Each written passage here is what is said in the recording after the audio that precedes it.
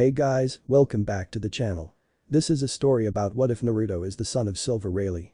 Before I start, please support for more amazing content and do consider subscribing to my channel and share this video with your friends. This is written by NeonZangetsu and link in description and support writer. Let's start the video. In the human auction house, all manner of men were dying horribly. Also one could go free. Well, that was unfortunate. A man's gaze swept across the cells, amusement flickering across his features as he beheld the terrified expressions that awaited him there. It's a crying shame that they didn't put sea-stone cuffs on me. He offered a bemused shrug as the smoke cleared, exposing brilliant specks of sapphire amidst the gloom. Huh. He paused, his cheeks dimpling into an uncustomary frown. Maybe I forgot to tell them about that. You could have knocked them out with hockey, son. An thinly veiled voice of amusement echoed through the bars. Did you really have to kill them? The blonde half turned, his face reappearing over his shoulder, exposing a whiskered cheek and disheveled bangs for the one who had spoken. It was the very same geezer whom he'd sat beside only a moment prior to the grisly execution of his ability.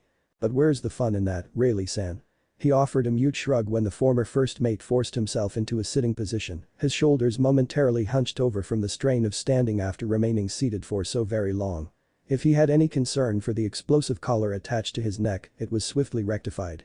Known far and wide as the Dark King, this man, Silver's Rayleigh, simply touched the collar wound around his neck as he bent, straightening at the knees.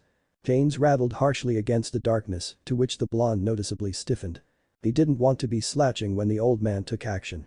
He wanted them to see that he was alive. Alive and kicking, despite all they'd done to make certain that he was left otherwise. Whomever they were who could possibly have the gall to interrupt the auction, the sound of shouting and weapons fire was rapidly drawing near to where they and the giant awaited. Seconds later, two explosive collars detonated halfway across the room. Sugoi. The blonde whistled in appreciation. It looks like I went and got myself captured for nothing, Rayleigh-san. He faked a pout as the former first mate of Gold D. Roger stepped through the bars of the cage. Now bent inward by sheer strength alone. Likewise, the giant followed soon thereafter, his hulking form taking up most, if not all of the slim space the back room afforded. It's the thought that counts, Naruto-kun. Rayleigh exhaled lightly as he stepped over a corpse and tousled the boy's hair. You're still young. You've much to learn about the ways of this world before you can claim to know as much as this old man. Known simply as Naruto, the blonde stuck out his tongue, folded his arms and jerked himself aside at the man's touch. Mom says you've been gone for 6 years. He grumbled. So I came to drag your ass back. Ha. Rayleigh laughed. 6 years. Has it really been that long? Wham. You know damn well how long it's been, you old fart. Naruto lowered a steaming fist away from his mentor. I can't believe you. You forgot all about your promise, didn't you damn Gigi? Forcing himself to exhale, he awaited the inevitable outburst that was sure to come. No parent enjoyed being tossed around by their offspring, and surely Silver's Rayleigh would be no exception. Wrong. Haha. Despite the growing lump on his head, Rayleigh wasn't fazed in the least. That's right, I promised you a ship, didn't I?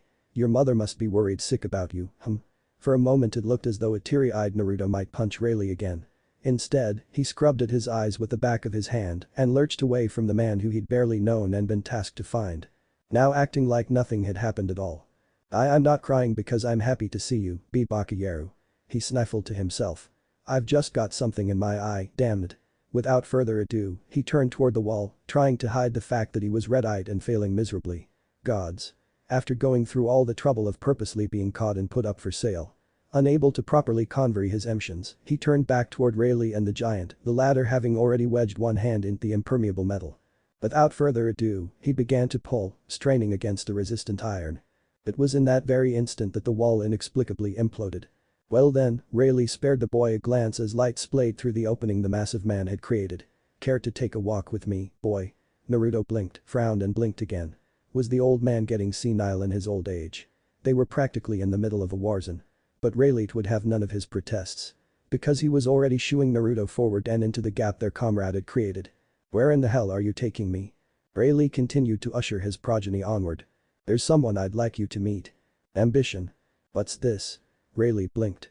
Looks like everybody's watching us. No, really. Naruto sweet-dropped as he brushed some dust of his vest. Never would have guessed.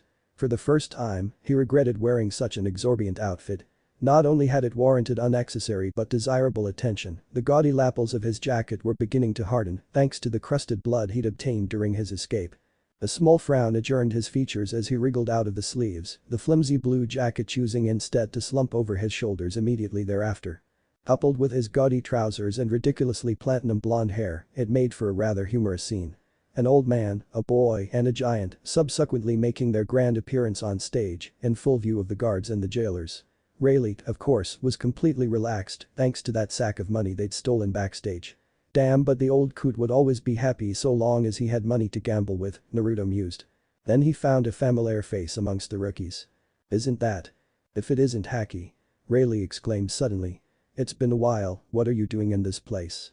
Immediately thereafter, his smile withered, drying up into a concerned but all the same compassionate frown. Naruto took note of it as well. A strange reindeer-like creature was frantically wrapping the fishman in gauze. Because, he was wounded. In the brief span of inattention that it took to notice this, Rayleigh finally seemed to come around to the here and now. Haki? How did you get those wounds? He paused. No, you don't have to speak. Slowly stroking his beard, his gaze took in the ruined auction house. It lingered upon Cami, glanced over the inert Tenryubito, and finally, settled upon the pirates who appeared to still be in the midst of a conflict with the guards. Everyone had fallen silent and Naruto knew as well as his father that the impasse created by their arrival would not last much longer. So that's what happened. Silver's Rayleigh abruptly smacked one fist into an empty palm. Alright then, I understand the situation. Suddenly, and without warning his gaze locked upon the guards. Geez, you sure had a hard time, Haki. Now it was the boy with the straw hat who found himself bearing the brunt of the Dark King's gaze. So you were the guys who helped him. Whoa. Well then.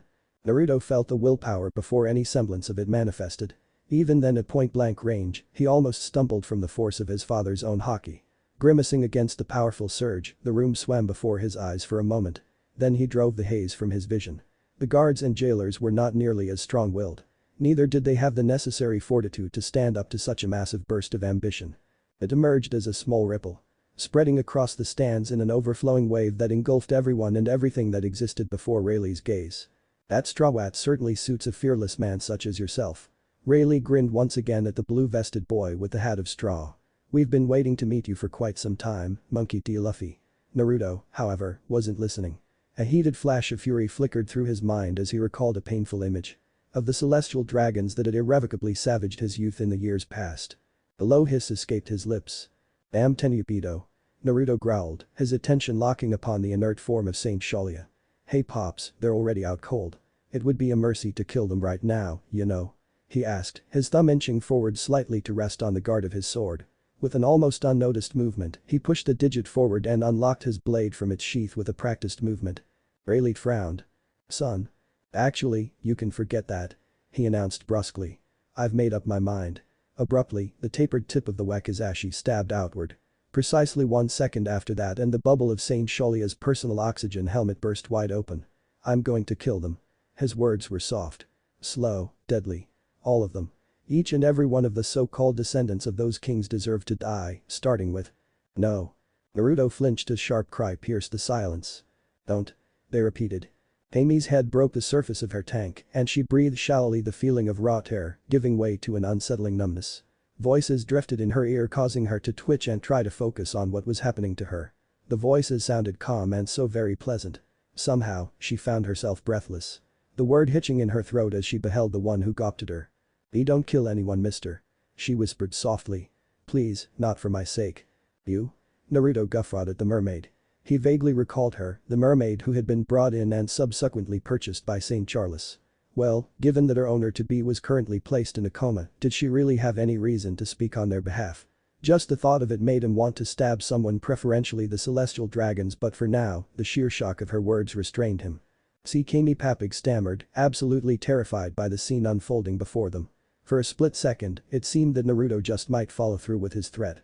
It stretched on for what felt like forever as he blade neared the pale and pristine throat of Saint Shalia. Muscles bulged and swelled in his neck, tightening the cords of his arms as he struggled to restrain himself from further action. "Mister?"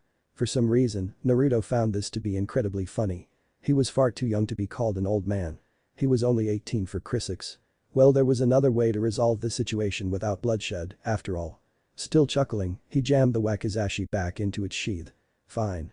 He'd let those pompous fools live. However, the flames of defiance still roared high in his eyes as he turned toward Came. Fine. He all but spit.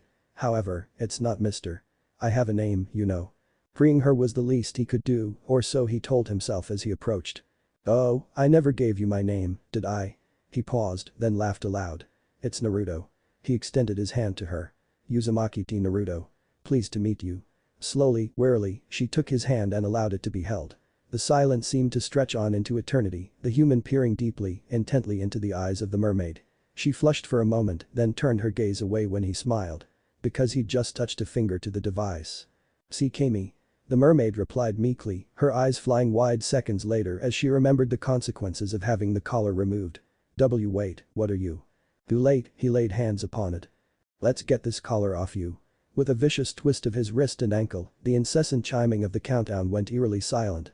And with good reason, she realized. Now that the man had removed his glove, now that he had physically laid a hand upon the instrument of her demise, she had gained her freedom. In his hand, the explosive collar had been reduced to a pile of molten slag within a clenched fist. Be at ease. He reassured in the wake of her terrified expression. I've eaten the Ginkagenka no Mi. Model Kagetsuchi. Nani? The silence was deafening. I'm a Hellfire man. Naruto explained further with a snap of his fingers. Looky here. Ignited within his palm was a small globule of solidified flame, the very reason that the collar had melted in the first place. Even as she gawped at it, the light vanished, leaving her cloaked savior to smile pleasantly back at her. Cami blinked, staring at Naruto's hand as if it were the strangest thing in the world. Sugoi.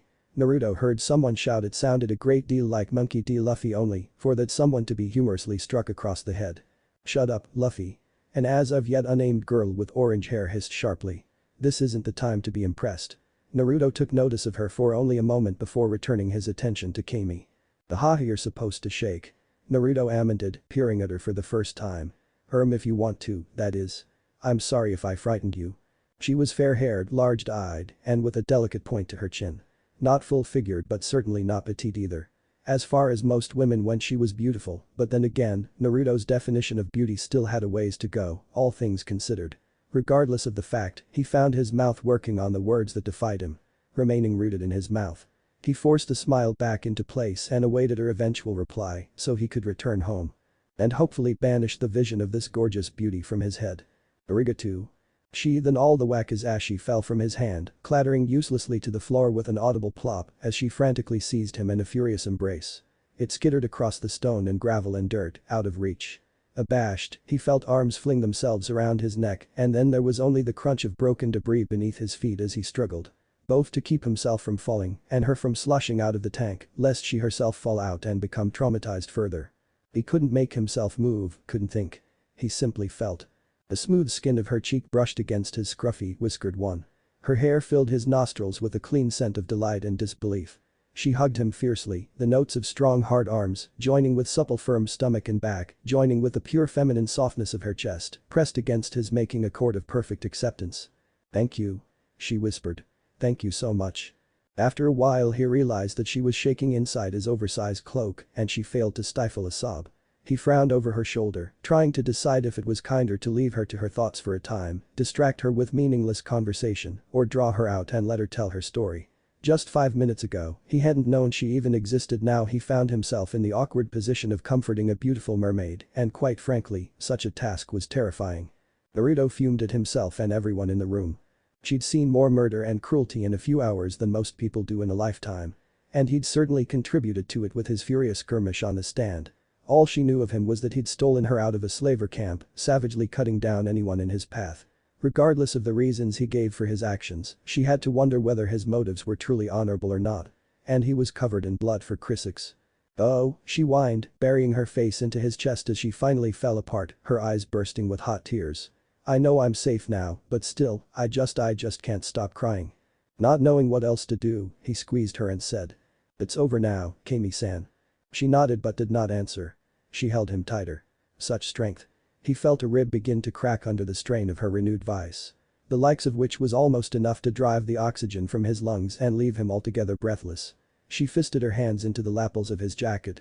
Her tears doing more damage than any violence she could possibly commit.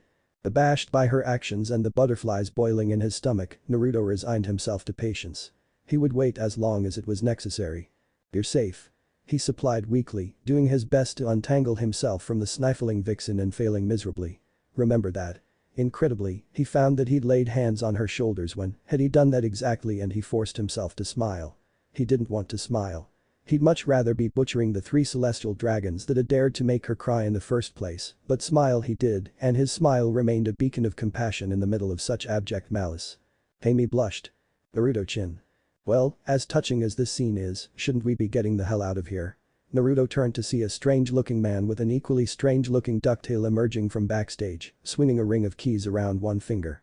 Another one of the strawwats, perhaps. And why the hell didn't he have any pants? Dismissing that matter for the moment, he forced himself to straighten. Bending at the knees. Well, you're right about that. Rayleigh nodded. I'm afraid I won't be doing that again, so you'll have to create an opening when we get outside. Naruto grimaced. Because it meant that, once again, it was being left to him to find a way out of a situation that involved mass notoriety. Great. Lovely. Why couldn't Rayleigh ever let things lie and just settle himself down like any normal parent?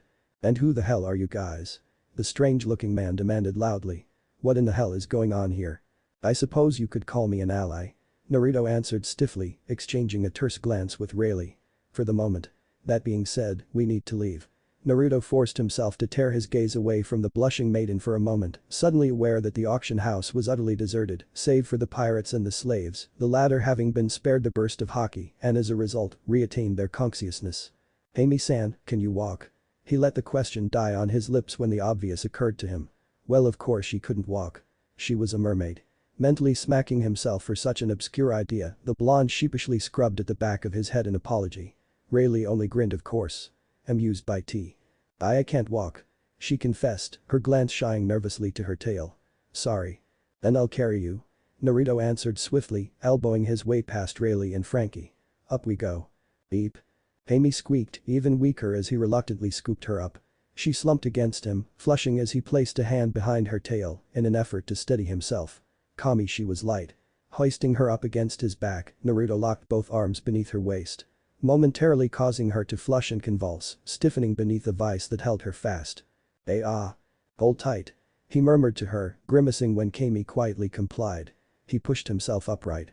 Bending and straightening at the knees. A great and terrible clamoring could already be heard outside as they made all due haste.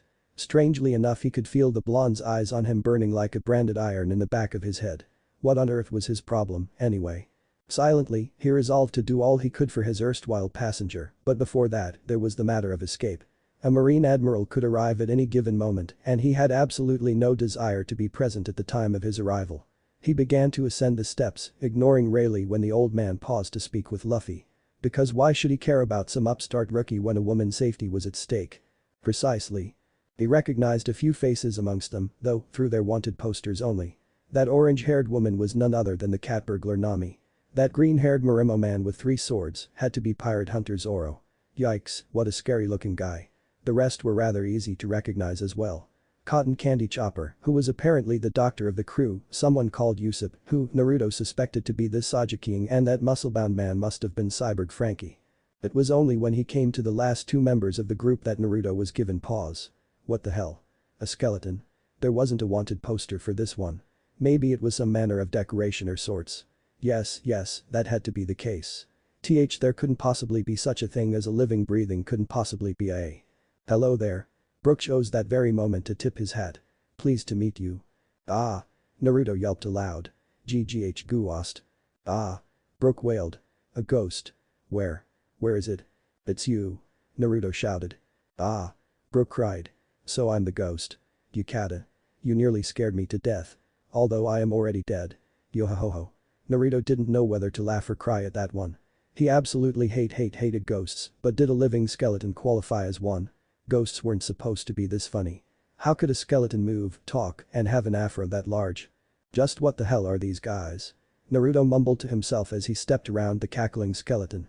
First a talking reindeer, a Speedo-wearing cyborg, and now a dead bunch of bones just strutting around the halls.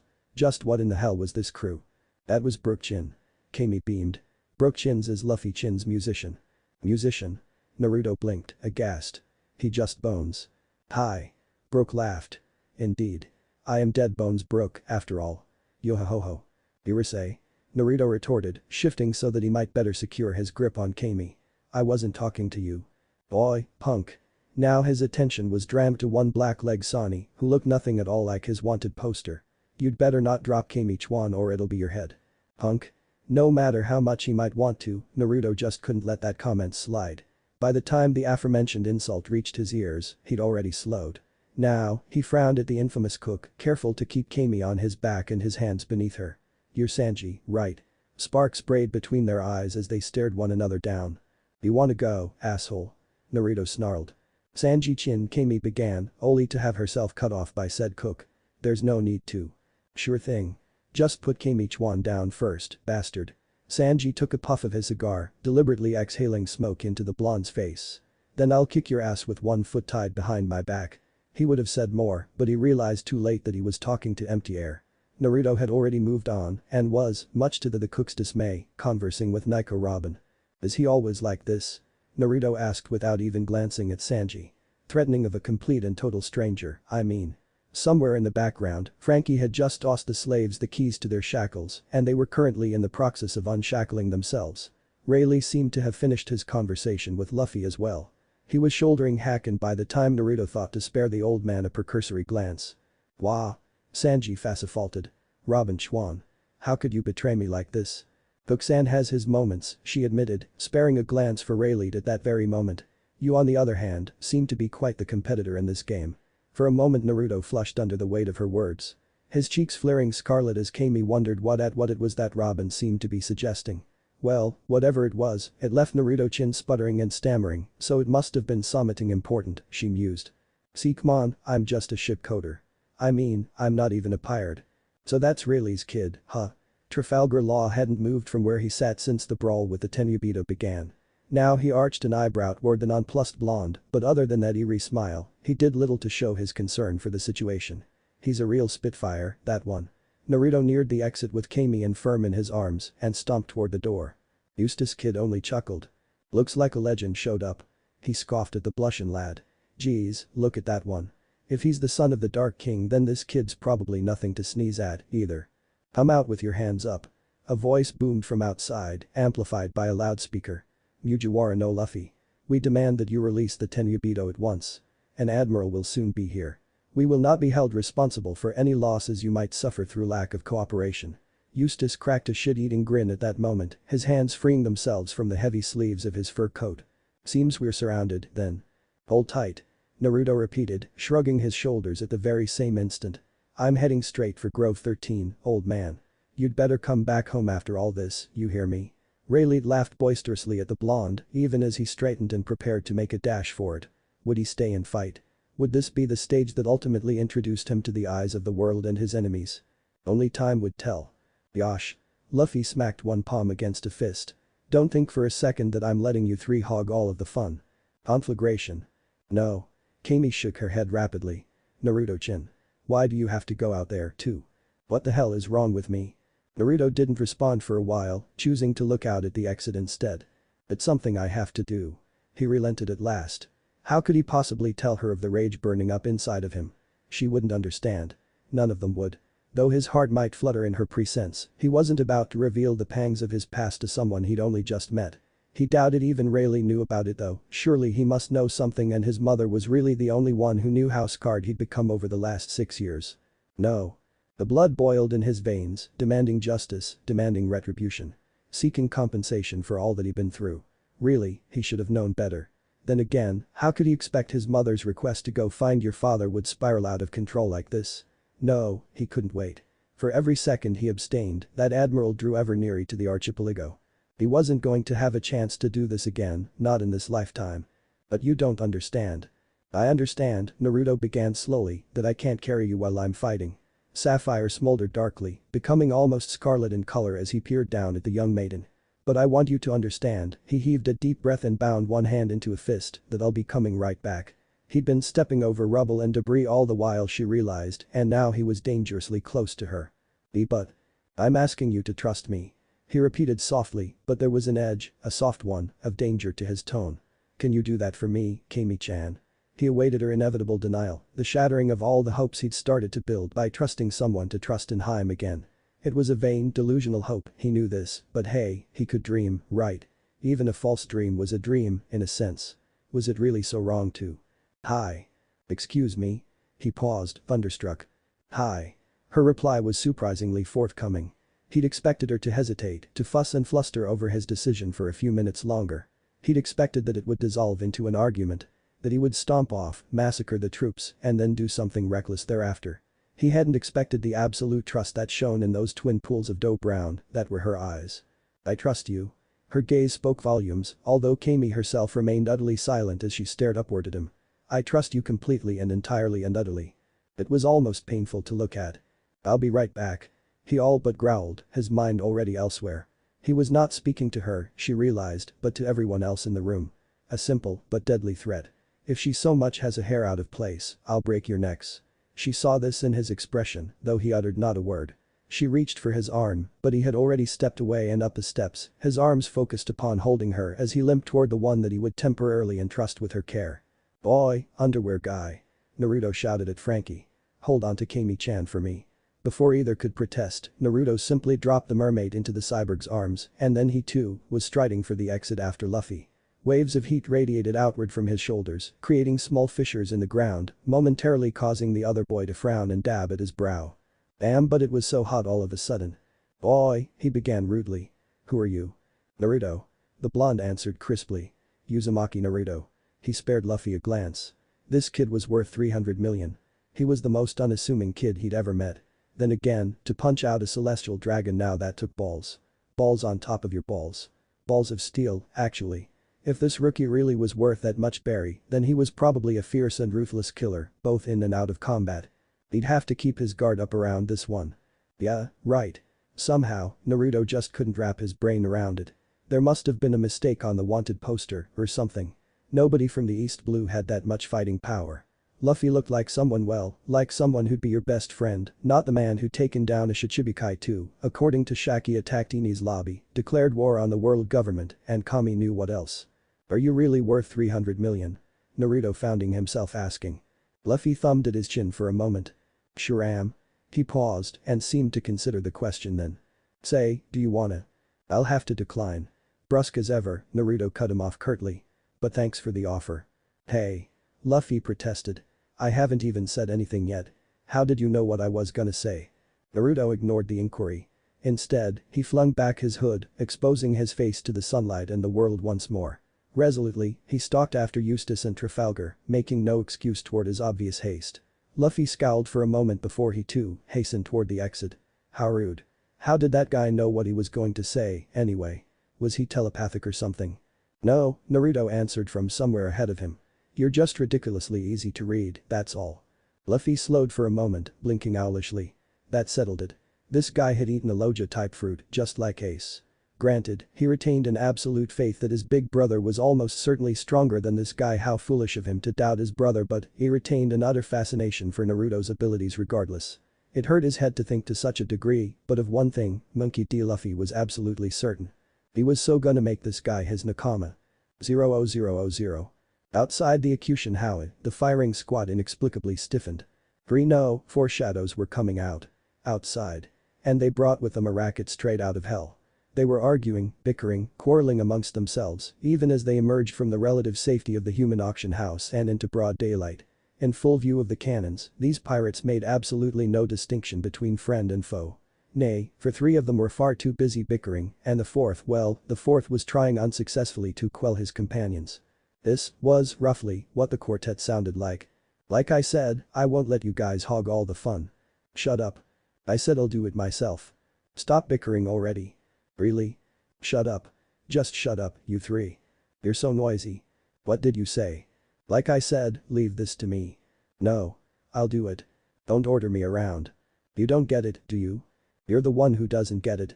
Alright, being the first one to step into full view, Monkey D. Luffy cracked his knuckles. You guys, stand back. Naturally, this elicited a less than favorable response from those standing nearby. It was one of immediate hostility from two of its intended recipients. The third slapped a hand to his forehead in sheer exasperation.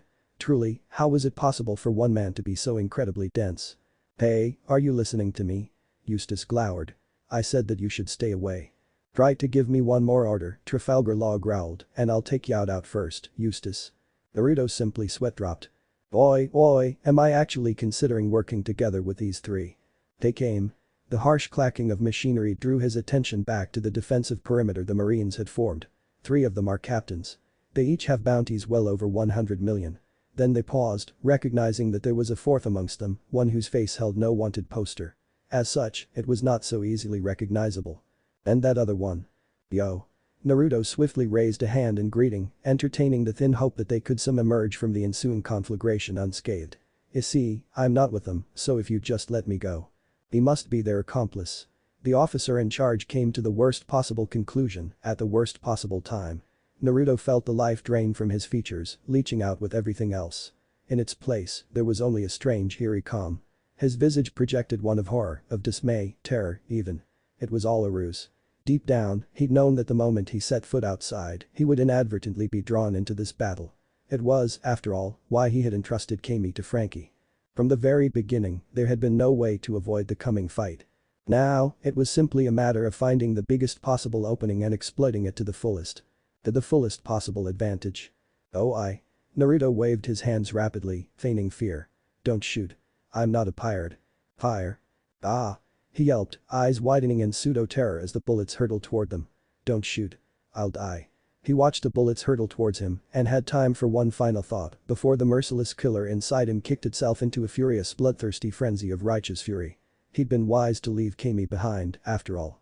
What he was about to become, he didn't want her to witness. Especially in her fragile state. But that final thought, he ceded sanity and gave into the murderous desires he'd been harboring for so very long. Fire came forth from his fingertips. Not. Tongues of flame screamed into existence and lashed out of nowhere, taking the Marines by surprise.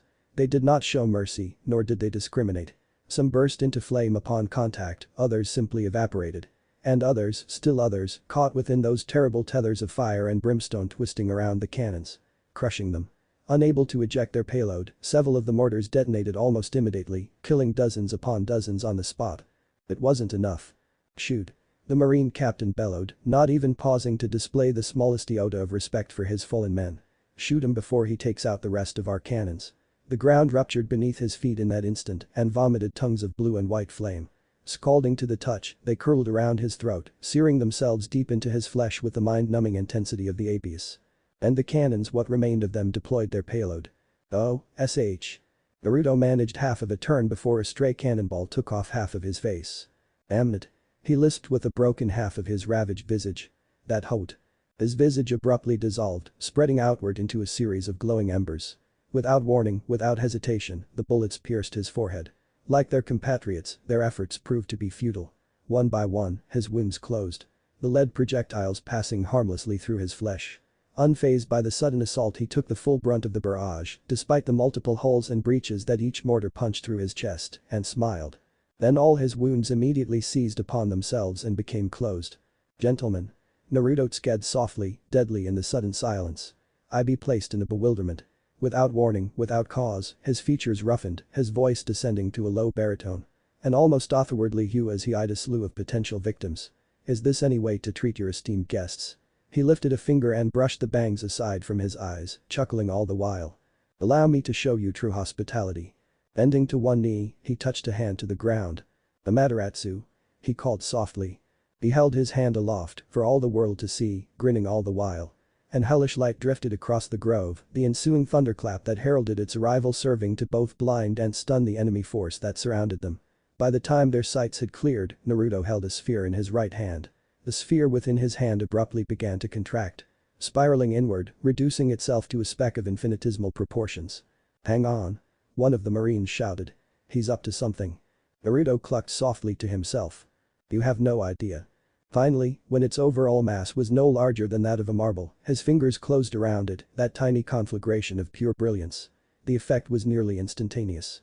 Black wisps spread outward from his hand and curled around their master, giving birth to blackness. A curtain of darkness that seemed to stretch on for all eternity. Roiling over his body, it eventually reached his eyes.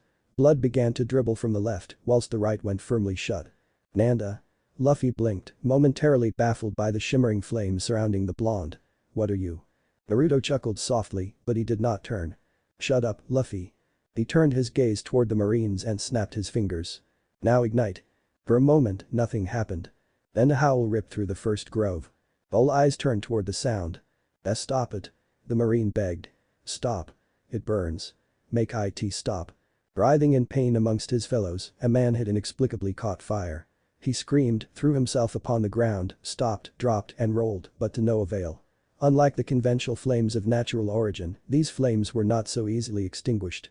Black cords of hellish flame wound there around his neck, chest, eventually reaching his face. Inadvertently spreading and consuming the rest of his body. Stop please, he rasped, his voice reduced to little more than a whisper. Please stop it, I have a family. A vein pulsed in his neck and Naruto's vicious vice grew tighter still. You should have thought about that before you endorsed slavery. Before anyone else could react, Naruto cut him off with a snap of the fingers and fired again. The flames enveloped the rest of his head and the entirety of his upper body. To all who watched, it seemed that this time it was working even faster, as if the first blast had been a practice shot to get the juices flowing. Now, burn for your crimes. The man wasn't able to do so much as scream because his vocal cords were gone. Seconds later his torso fell in on itself as his arms tumbled to either side. The blaze had already worked its way into them, and when they struck the ground, they collapsed into piles of dust.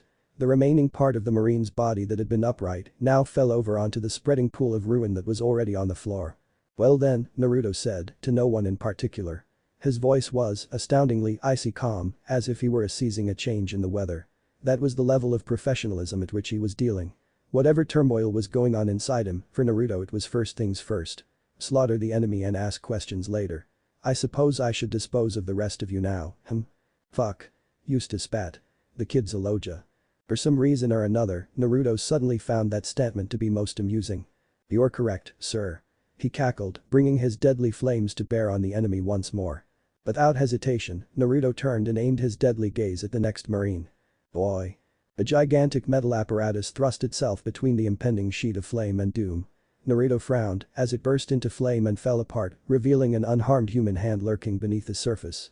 He followed it back to its owner, one Eustace Kid, the latter having interrupted his massacre before it could truly get underway. For a terse moment, the two held one another's gaze. Because it was a standoff, and neither was willing to yield. That wasn't particularly wise of you. Naruto cautioned, his voice lost somewhere between an amused growl and an exasperated hiss. Eustace. I've got nothing against you, kid. The Redeed retorted as the Marines cowered before their unexpected savior. I just can't let you have all the fun, as all. Is that so? Naruto countered, his ill mood dripping from his face like water. Well then, why didn't you say so? Too busy admiring your handiwork. Eustace replied, his gaze subtly shifting to the Ashen remains that had once been a Marine. He paused, seemed to consider his words for a moment, then shrugged, as if to say screw it, and in that instant, Naruto once again knew what was about to be asked of him. Still, he gave Eustace the benefit of the doubt and, unlike Luffy, permitted the man to finish his sentence. What'd you say, Gaki? Eustace offered. After we wipe out these Marines, you want to join up with me and my crew? Naruto's expression crumpled. Are you kidding me? Hey. Luffy snapped back, abruptly pushing himself between them. No fair. I asked him first. And I asked him second. Eustace spun on the rubber man, retaliating with his usual sarcastic mannerisms. You wanna make something of it, Monkey D. Luffy? For a terse moment it looked as if the two might have it out, were it not for Trafalgar Law's subtle clearing of the throat. All eyes fell upon the 200 million man who had kept his silence throughout the battle thus far. I hate to interrupt, but I think we all have an appointment to keep. He murmured this aloud. I don't know about the three of you, but I have no intention of sticking around waiting for that admiral to show. At that, everyone finally seemed to remember that there was no time to waste. A Navy admiral was indeed on the way, and they hadn't the time to waste bickering. You're the second one to make me that offer today. Naruto finally answered, refusing to so much as even look at Luffy. Look, I hate the Marines for the way they vindicated my old man, but I'm afraid that my place is here, on this island. He offered a helpless shrug and shook in his head in emphasis. Once we've finished up here, we'll be parting ways, I'm afraid. Heh. Luffy stuck out his tongue. Told you. I never said I was going with you either. Naruto protested. Too bad. Eustace shrugged half-heartedly. I'd hate to see a talent like yours go to waste. He fished around in the pocket of his pants and emerged with a slim slip of paper, one that he immediately offered to Naruto. Here's the number for my Den Mushi. Let me know if you change your mind. We'll be waiting in Grove 15. I won't be. Came Naruto's clipped reply, although he did not refuse the slip of paper that was offered to him thereafter. Now, I believe we were. Right. Eustace interrupted. Almost forgot about them. With a contemptuous gesture, Eustace swatted at the Marine vanguard. A stray mortar fired at that very instant, hurtling a sphere of metallic death directly toward his face. Kid simply extended a hand, fingers splayed, arms wide open, as though he were greeting an old friend. The cannonball stopped cold, its trajectory halted. Left dangling scarcely a centimeter from his open palm. Eustace scoffed and flexed his hand, purplish sparks spraying outward from his fingers as a result. Repel. For a moment, the cannonball hung there, suspended in the air. Then it jolted backward, back from whence it came. The result was magnificent. Not only did it create a virtual wall of explosions between the Marines and themselves, but it had the added benefit of blecking forth a cloud of thick acrid smoke. That smoke being the fact which also gave Luffy and Trafalgar Law enough time to form a counterattack of their own. For, by the time the smoke had cleared, Naruto saw a sight that he swore he would never forget. Somehow, Monkey D. Luffy's right arm had swelled, growing to gigantic proportions. Rather, it was the arm of a giant. Normal only at the shoulder, it swelled outward toward the elbow, towering over them both. Simply by blowing into his thumb, he increased the size of his fist tenfold until its shadow loomed over most of the clearing. How in the hell had he done that? "You're third," Luffy announced proudly, much to the dismay of the now cowering Marines. "This arm is the arm of a giant." Likewise, Trafalgar Law had produced a countermeasure all his own. Several yards to the right, he, several other Marines, stood beneath the space of what could only be described as a large blue dome. Even as Naruto looked on, Law took out his sword and swung downward. He blinked, and it was over. One moment the Marines were standing there, confused and perplexed, and the next, they had been ruthlessly reduced into mere shambles of their former selves. "Shoot them!" the major screamed. "Shoot them now." "Sir, we can't." "And why is that?" the major all but shrieked. "Our weapons." Even as the Marine spoke, his own rifle hurtled upward into the heavens. "They're flying away." "What?" For a moment, just a moment, Uzumaki Naruto felt a twinge of fear.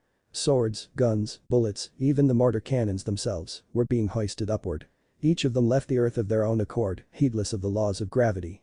One by one, they joined to form a massive appendage, attached to the arm of Eustace Kid. His own katana struggled to free itself from its sheath as well, as if it too, were being pulled by a strong magnetic force. That was it. A magnet. Naruto realized it as he gawped up at the massive limb that was being formed alongside Luffy's. Eustace's powers revolved around magnetism. The knowledge did him little good however, as he watched countless swords, spears, cannons, and other useless junk drift outside from within the auction house. One by one they came together. One after another, they became one, locking and interlocking in ways that should not have been possible. One by one, they took the shape of hulking monstrosity that could only be described as massive arm, of sorts. Was that a hand they were forming? No, it was making a fist. Oh, shit. Forming a massive fist fused of cobalt and iron and steel. It was a stupendous sight, truly. Coupled with Luffy's immense limb, it looked as though a massive monstrosity were reaching down to pluck them all from the face of the earth and scour Sabati Archipelago clean. That was only a metaphor, really, but as he beheld this marvelous marvel, he could not help but feel sorry for the Marines that turned tail and ran from the path of their impending destruction. And he, Uzumaki D. Naruto, had the misfortune of standing before it. It was time to find higher ground, or better yet. Lower. Eigen pistol. Luffy bellowed, thrusting his arm forward. "Beat this." Kid's attack was immediately forthcoming as well, the giant hunk steel and its fingers curling to form a massive metal battering ram that plowed into the dirt within mere seconds of Luffy's own technique. The Marines didn't bother to shoot at the impending wall of flesh and metal bearing down on them. They weren't so foolish as to think that they could succeed. Despite the insults and instructions the major hurled at them, they all turned tail and ran. It was too little, too late. Like a giant bulldozer, Eustace and Luffy simply plowed through the Marine vanguard. There were no weapons to impede them, nothing short of a nuclear missile could possibly hope to accomplish such a task, and as such, they swept through the ranks of the soldiers unhindered. Even so, Naruto had just enough time to throw himself clear from the massive attack and nearly found himself blown from his feet as a result of the near miss. Grit and gravel sprayed upward from the blast, momentarily blinding them. When it had finally cleared, they were no longer alone. In fact, much to Naruto's relief, he found it to be a welcome sight. Luffy's crew was already descending the steps, marveling at the amount of destruction that the quartet had wrought. In his peripheral vision he noticed Rayleigh, still carrying Haki, followed by the others members of Trafalgar and Kid's crews. But to him, they were irrelevant. He only had eyes for one woman. Ahahaha. Rayleigh laughed as his son strode past, that was quite impressive. Naruto didn't know whether this comment was directed at him or the others, though he had strong suspicion that it was the former, and quite frankly he didn't much care. Thusly, he did not alter his course in the slightest. There would be plenty of time for a family reunion later when they were safely away from here. For now, strange though it might seem, his sole concern was Cami's safety. "Sorry to keep you waiting, Cami-chan." Naruto already knew where to find her, and as such, he made a direct beeline for the Frankie, who was still carrying the mermaid. "I think it's high time we left, don't you?" He sincerely hoped she hadn't seen any of his repulsive actions. His bloodlust was sated now, but the innocuous look in her eyes assured him he had precious little to worry for where her safety was concerned. "Hi." She stammered, flushing when he turned his gaze on her. It was only then that Naruto realized how god-awful he must look. Covered in soot and blood, none of it his own from the battle, he surely looked as though he'd been through hell and back. Rather ironic, considering the basis for his own devil fruit powers. Scrubbing at his face with the back of his hand, he was equally alarmed to feel the blood rising to his cheeks at her concerned expression. It's not mine," he assured her. The blood, I mean." But she distracted him so easily. "Amy and Sanji sang, I'd be more than happy to." That snapped him right out of the funk she'd thrown him into. "I'll carry her." Naruto amended curtly, snatching Cami from Frankie before Sanji could make a further fool of himself. "Thank you very much." Without another word, he swept her up onto his back, brought the full weight of his gaze to bear upon the young mermaid. "Any injuries?" he asked, risking a glance back at her. No." She flushed in response. "I'm alright." "Good." Naruto nodded, his gaze sweeping back to Rayleigh in warning. Just wanted to be sure. But if the old man had any thoughts as to his son's utter infatuation with this darling young mermaid, then he was doing a splendid job of keeping them to himself. He only smiled, knowingly, the way most fathers do when they realize that their child is about to take that first pivotal step in their journey of life. "I hope you have a way out of here." Naruto frowned. "Actually," Sanji grimaced, taking a pull of his cigar, "we do." "Young master and his friends." A distant voice shouted. "Over here." "Eh?" Sanji slapped a hand to his own face and pointed, as if the very sight pained him. Naruto followed his gaze, past the marines, past the skirmishes that were taking place, and that was when he saw them. A great hulking man and several normal-sized men waving rather dramatically at them. Could they possibly be any more bold? As if to confirm his suspicions, several marines turned and brought many a rifle to bear upon said individual and his companions. Twist. Seconds later, they were writhing on the ground. Naruto blinked, tracking what looked like hands that had bloomed from their bodies. As he looked on, the many limbs simply dissolved into countless flower petals, blowing away with the wind. Judging from the way in which the unfortunate group spasmed, he'd guessed correctly. Most likely, they'd suffered irreparable damage to their spines. Because hands had simply blossomed from their arms and shoulders and broken their backs. What the bloody hell? "Sugoi." Cami crowed from her perch on his back. "That was amazing, Robin-chan." "Nani?" A soft chuckle emerged from behind him, mingling with the smell of smoke and gunpowder. Naruto spared a glance for the sound, one eye reappearing over his shoulder, while the other remained trained on the incoming marines, eventually forcing him to slow. Instead, he found the smiling visage of Nico Robin there to greet him. Although it occurred to him to ask, her smile immediately left him discouraged in that regard. As expected of Nico Robin. "We should keep moving." She winked, then moved on ahead of him. "A storm's coming." Naruto blinked, suddenly realizing that the grove had grown dark. Dreading what he might find, he turned his gaze skyward. Sure enough, a dark cloud loomed overhead. A single, solitary cloud that shook and rumbled with thunder. Time to get moving. With no more than a precursory glance over his shoulder for Eustace and Law. And that moment of inattention almost cost him dearly. Thunderbolt tempo. Naruto needed no further inclination when lightning began to rain down around him. It was either stay here or follow the Strawats, who seemed to have an escape route. In one swift movement, careful to keep Cami balance on his back, he started moving. He caught sight of the Nami, hurtling some yellow orb of sorts into the cloud because this technique didn't seem to discriminate between friend and foe. Crazy. This pirate crew is a bunch of crazies. He took off running for the flying fish, heedless of the fate his father had in store for him. For little did he know that as he ran frantically towards safety, Cami in tow, that his father was watching all the while. Even as Naruto scrambled for the safe harbor that Duval and his rosy life riders offered, Rayleigh had already settled himself and Haki upon one of the mounts, patiently awaiting his offspring's imminent arrival. He tapped Luffy on the shoulder. "When all this is said and done, I have a favor to ask of you." "Eh?" Luffy blinked. "What's up, Asen?" Rayleigh pointed for Naruto. "I want you to take my son with you on your adventure. Confrontation and departure." "What?" Luffy gawped. "On the Pirate King's ship. I was the vice captain." Rayleigh amended, pouring himself a glass of liquor. "I'm Silver's Rayleigh. Nice to meet you." "Vice captain?" Everyone gawped. Rayleigh blinked. "You didn't tell them, Hachin?" Shaki asked. Well, we only needed him to coat the ship, so. Oh, Robin began. You didn't notice. I totally know that name. Yusuf sobbed. It's written down in so many books. Nami added. That's definitely a name everyone's heard at least once. Sanji affirmed. But how does he? Zoro's gaze slid to Naruto. No big shot like you. How else? Rayleigh laughed. He's my son. You're what? Do you really think we'd be so rude to our own flesh and blood? Shaki inquired pleasantly, her smiling growing as she beheld the gobsmacked expression everyone wore. A moment passed, and then another, and still, the silence stretched between the three of them. Oh? She asked. Naruto-kun, didn't you tell them? Immediately, all eyes turned toward the bashful blonde, crying. Naruto felt his cheeks darken with shame. I'd hoped to keep it a secret. He muttered. Well, Rayleigh shrugged. I suppose that doesn't matter now, does it? Naruto glowered at him. You had this planned all along, didn't you? Rayleigh did not honor him with a response. Instead, it was Shaki who ultimately gratified her son with a reply. She turned towards Naruto, the last wisps of her cigarette fleeing from her lips as she spoke. The fumes, the words, causing him to cringe. Naruto, darling, you can't possibly hope to stay here forever.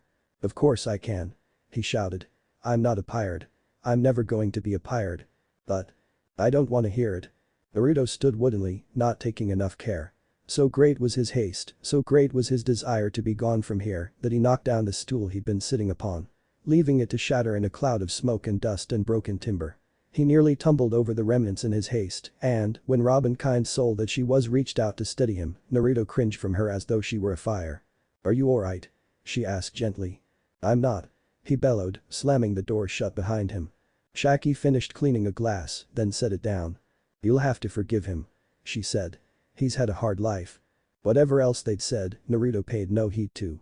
He stormed down the path, leaving his parents, the Strawats and Cami, far behind. Little did he know that his sudden departure was not as sudden, nor as final, as he'd hoped it to be.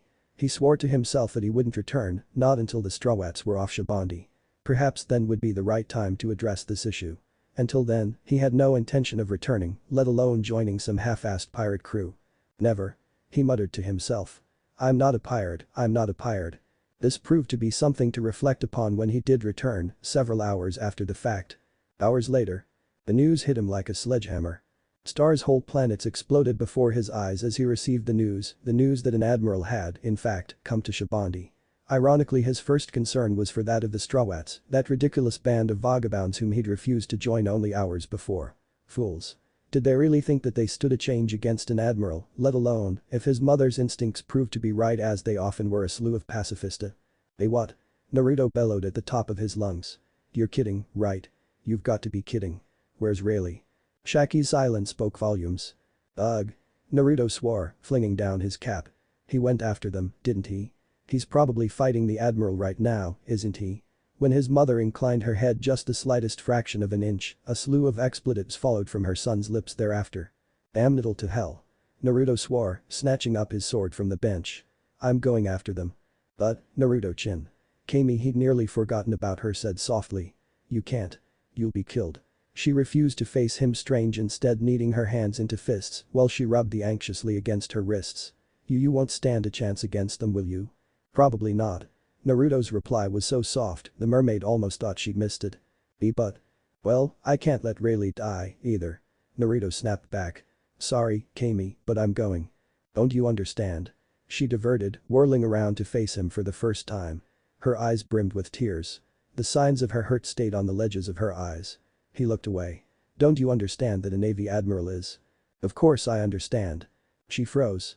I understand, Naruto began slowly, that I can't carry you while I'm fighting. Sapphire smoldered darkly, becoming almost scarlet in color as he peered down at the young maiden. But I want you to understand, he heaved a deep breath and bound one hand into a fist, that I'll be coming right back. He'd been stepping over rubble and debris all the while, he realized, and now she was dangerously close to him. Promise? She asked softly. I promise I'll be back. He swore, reaching forward, clasping his hand in hers. But I have to help them. Can you really promise me that? Definitely, Naruto began with exasperation, I'll definitely be MMPH. Amy cut him off with a small cry, her mouth finding his. It was too much. He couldn't feel this, ever again. Not after last time. It was too soon. Amy, well, wow. He muttered, pushing himself away from her. I will come back. he shouted, flinging the door open, refusing to look at her. Definitely. Absolutely, absolutely. Believe it. With a crackle of smoke and flame, he vanished. And a howl tore through the clearing. The sound left Borsellino disoriented, confused, and smiling. And that was before he saw the hellish black blur hurtling toward him and the executed sight at his feet. Ooh, so you did have a son, after all. Borsellino blinked as he eyed the thin tear in his sleeve. And a skilled one at that, it seems.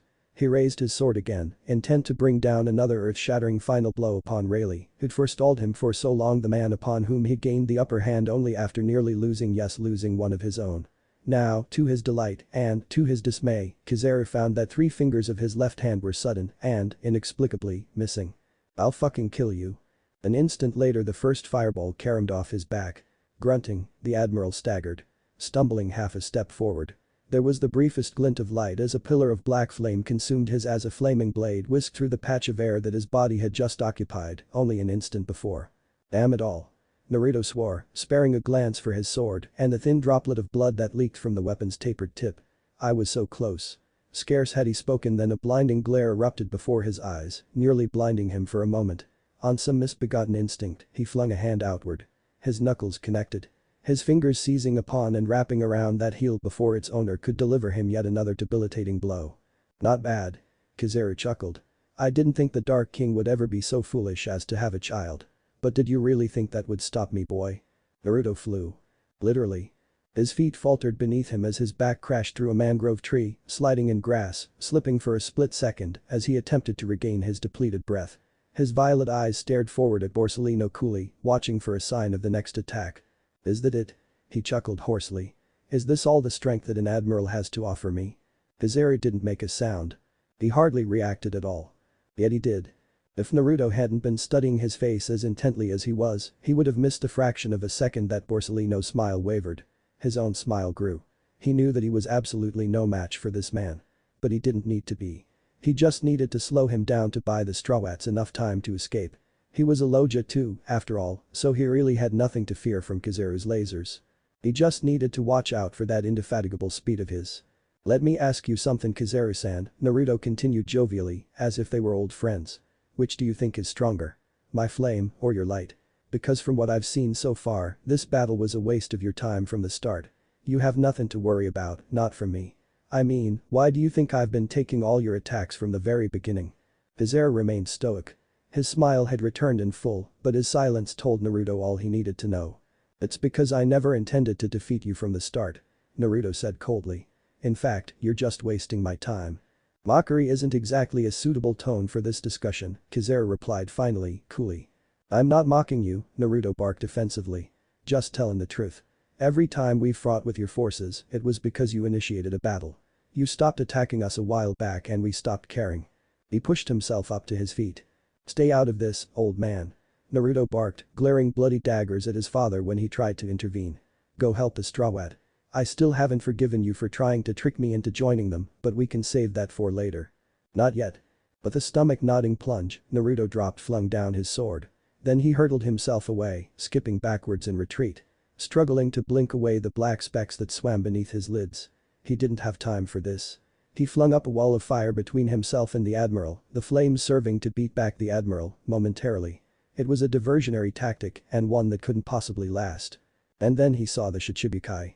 Luffy. He turned, his eyes bulging as he saw the hulking shadow that had fallen over him.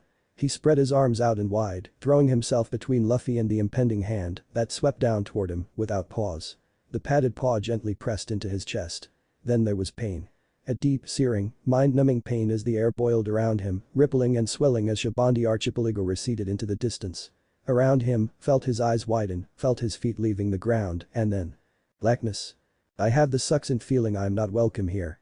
Naruto D. Uzumaki. No man's land. Pain. That was the first thing Naruto felt when he came to. As if he'd been dunked in a sea of lava. His entire body screamed in protestation the moment he tried to move. Ugh. Groaning, he propped himself up on his elbows, wincing at the stabbing pains in his chest and midsection. Did anyone get the number of that mountain? He would have laughed at his own joke, but the fire in his ribs held him in check. His jacket had been all but eviscerated during the battle with Kizaru, leaving tattered strings of fabric hanging from his shoulders. Naruto cast it off, without so much as a second thought, leaving his chest bare.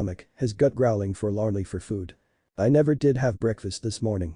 As luck would have it, Sromian else hadn't had breakfast, either. A boar had been stalking him for the last 5 minutes now, lingering just on the edges of his observation hockey.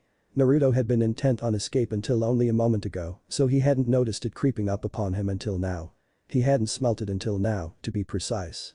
Unfortunately, it had made the mistake of drawing a tad too close downwind. Naruto inhaled once and that was it. He had it sent. So, you thought you could make a meal out of me, eh?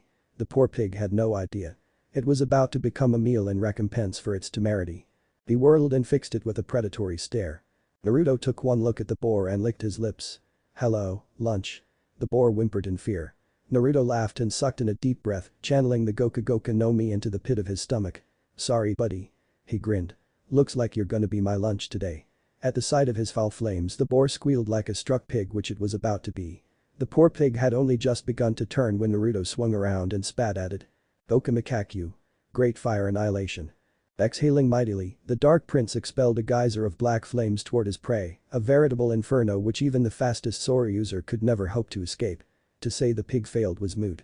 It cried out as those deadly tongues of fire wrapped around its hooves and throat and dragged it to the ground, slowly incinerating the hapless animal before it had a chance to flee for the relative safety offered by the forest. A few minutes and a couple of slices later, Naruto was roasting the remnants of its body over an open fire. One couldn't expect to run on an empty stomach, after all. He wondered between bites, I wonder where Luffy is. Meanwhile, Monkey D. Luffy woke not to the sounds of the jungle, but to the clamor of alarms and boots against pavement. However, he was not surrounded by lush forests. Instead he found himself staring at dark, unforgiving walls. Wreckage surrounded him, evidence of the abrupt end to his flight. A voice blared on the loudspeakers, loud and harsh, likely the cause of the panic which he found himself in. We have an intruder in Impel Down. A snillphone declared. I repeat, we have an intruder in Impel Down. All guards to level 1. Do not let him reach level 6. I repeat, do not let him reach level 6. We believe his intention is to rescue. Impel Down. Luffy blinked, tuning out the broadcast. Where the hell is that? Higher fist ace. Bread dropped like a weight into his stomach. Ace. One grilled pig and a full stomach later and Naruto found his wounds weren't quite so sore anymore. His stamina returned, the prince leapt to his feet, revitalized and restored. Alright. He nodded to himself. Time to find a way off this island. Scarce had he taken another step than he felt it. His senses prickled in warning. The hair on the nape of his neck stood firmly on end. Someone or something was coming. Naruto frowned at the inkling, stretching out his senses with his observation haki. He wasn't as skilled with as he would have liked out eyesight of combat. He could only discern sound and smell. During battle the few that he indulged in was another matter entirely. But the blade in hand, not only could he read his opponent's next move. Both Rayleigh and Shaki had drilled it into him, yet somehow, he could only unlock his true potential in combat. The thought sobered him. For now, he contented himself to listen, senses straining. Gradually he heard it. First as a sorceress of whispers, rising over those of the animals in the jungle, then louder, as though someone were speaking from a great distance to make themselves heard. Voices. Hurry. A young woman called. The smoke was rising from over here. Could it be that someone from the distant coastline managed to come here in secret? Then this would the saga of a huge crisis, right? No, the first voice replied. They're keeping a close eye on the waters around this island. And even if someone managed to get past unnoticed, it's hard to think anyone would intentionally do something like this to get themselves noticed. Ja. Naruto cringed. His stomach had betrayed him once again. Then who is it? I don't know, let's split up here. Understood. Natives. Naruto wondered to himself at the sight of their simple garb, his pace inadvertently beginning to slow. Wonder if they have a ship I can borrow. He paused, torn between flight and fight. Should he stay or should he go? Decisions. Running about aimlessly hadn't gotten him anywhere thus far, though. The island, if this was in fact an island, seemed to have no end to its jungle. So long as he wandered, he risked getting himself lost, or worse. He cringed at the thought of nearly eating those mushrooms. That settled it then. Better to wait them out here than to wander around and get himself into. Cami knew what kind of trouble awaited him.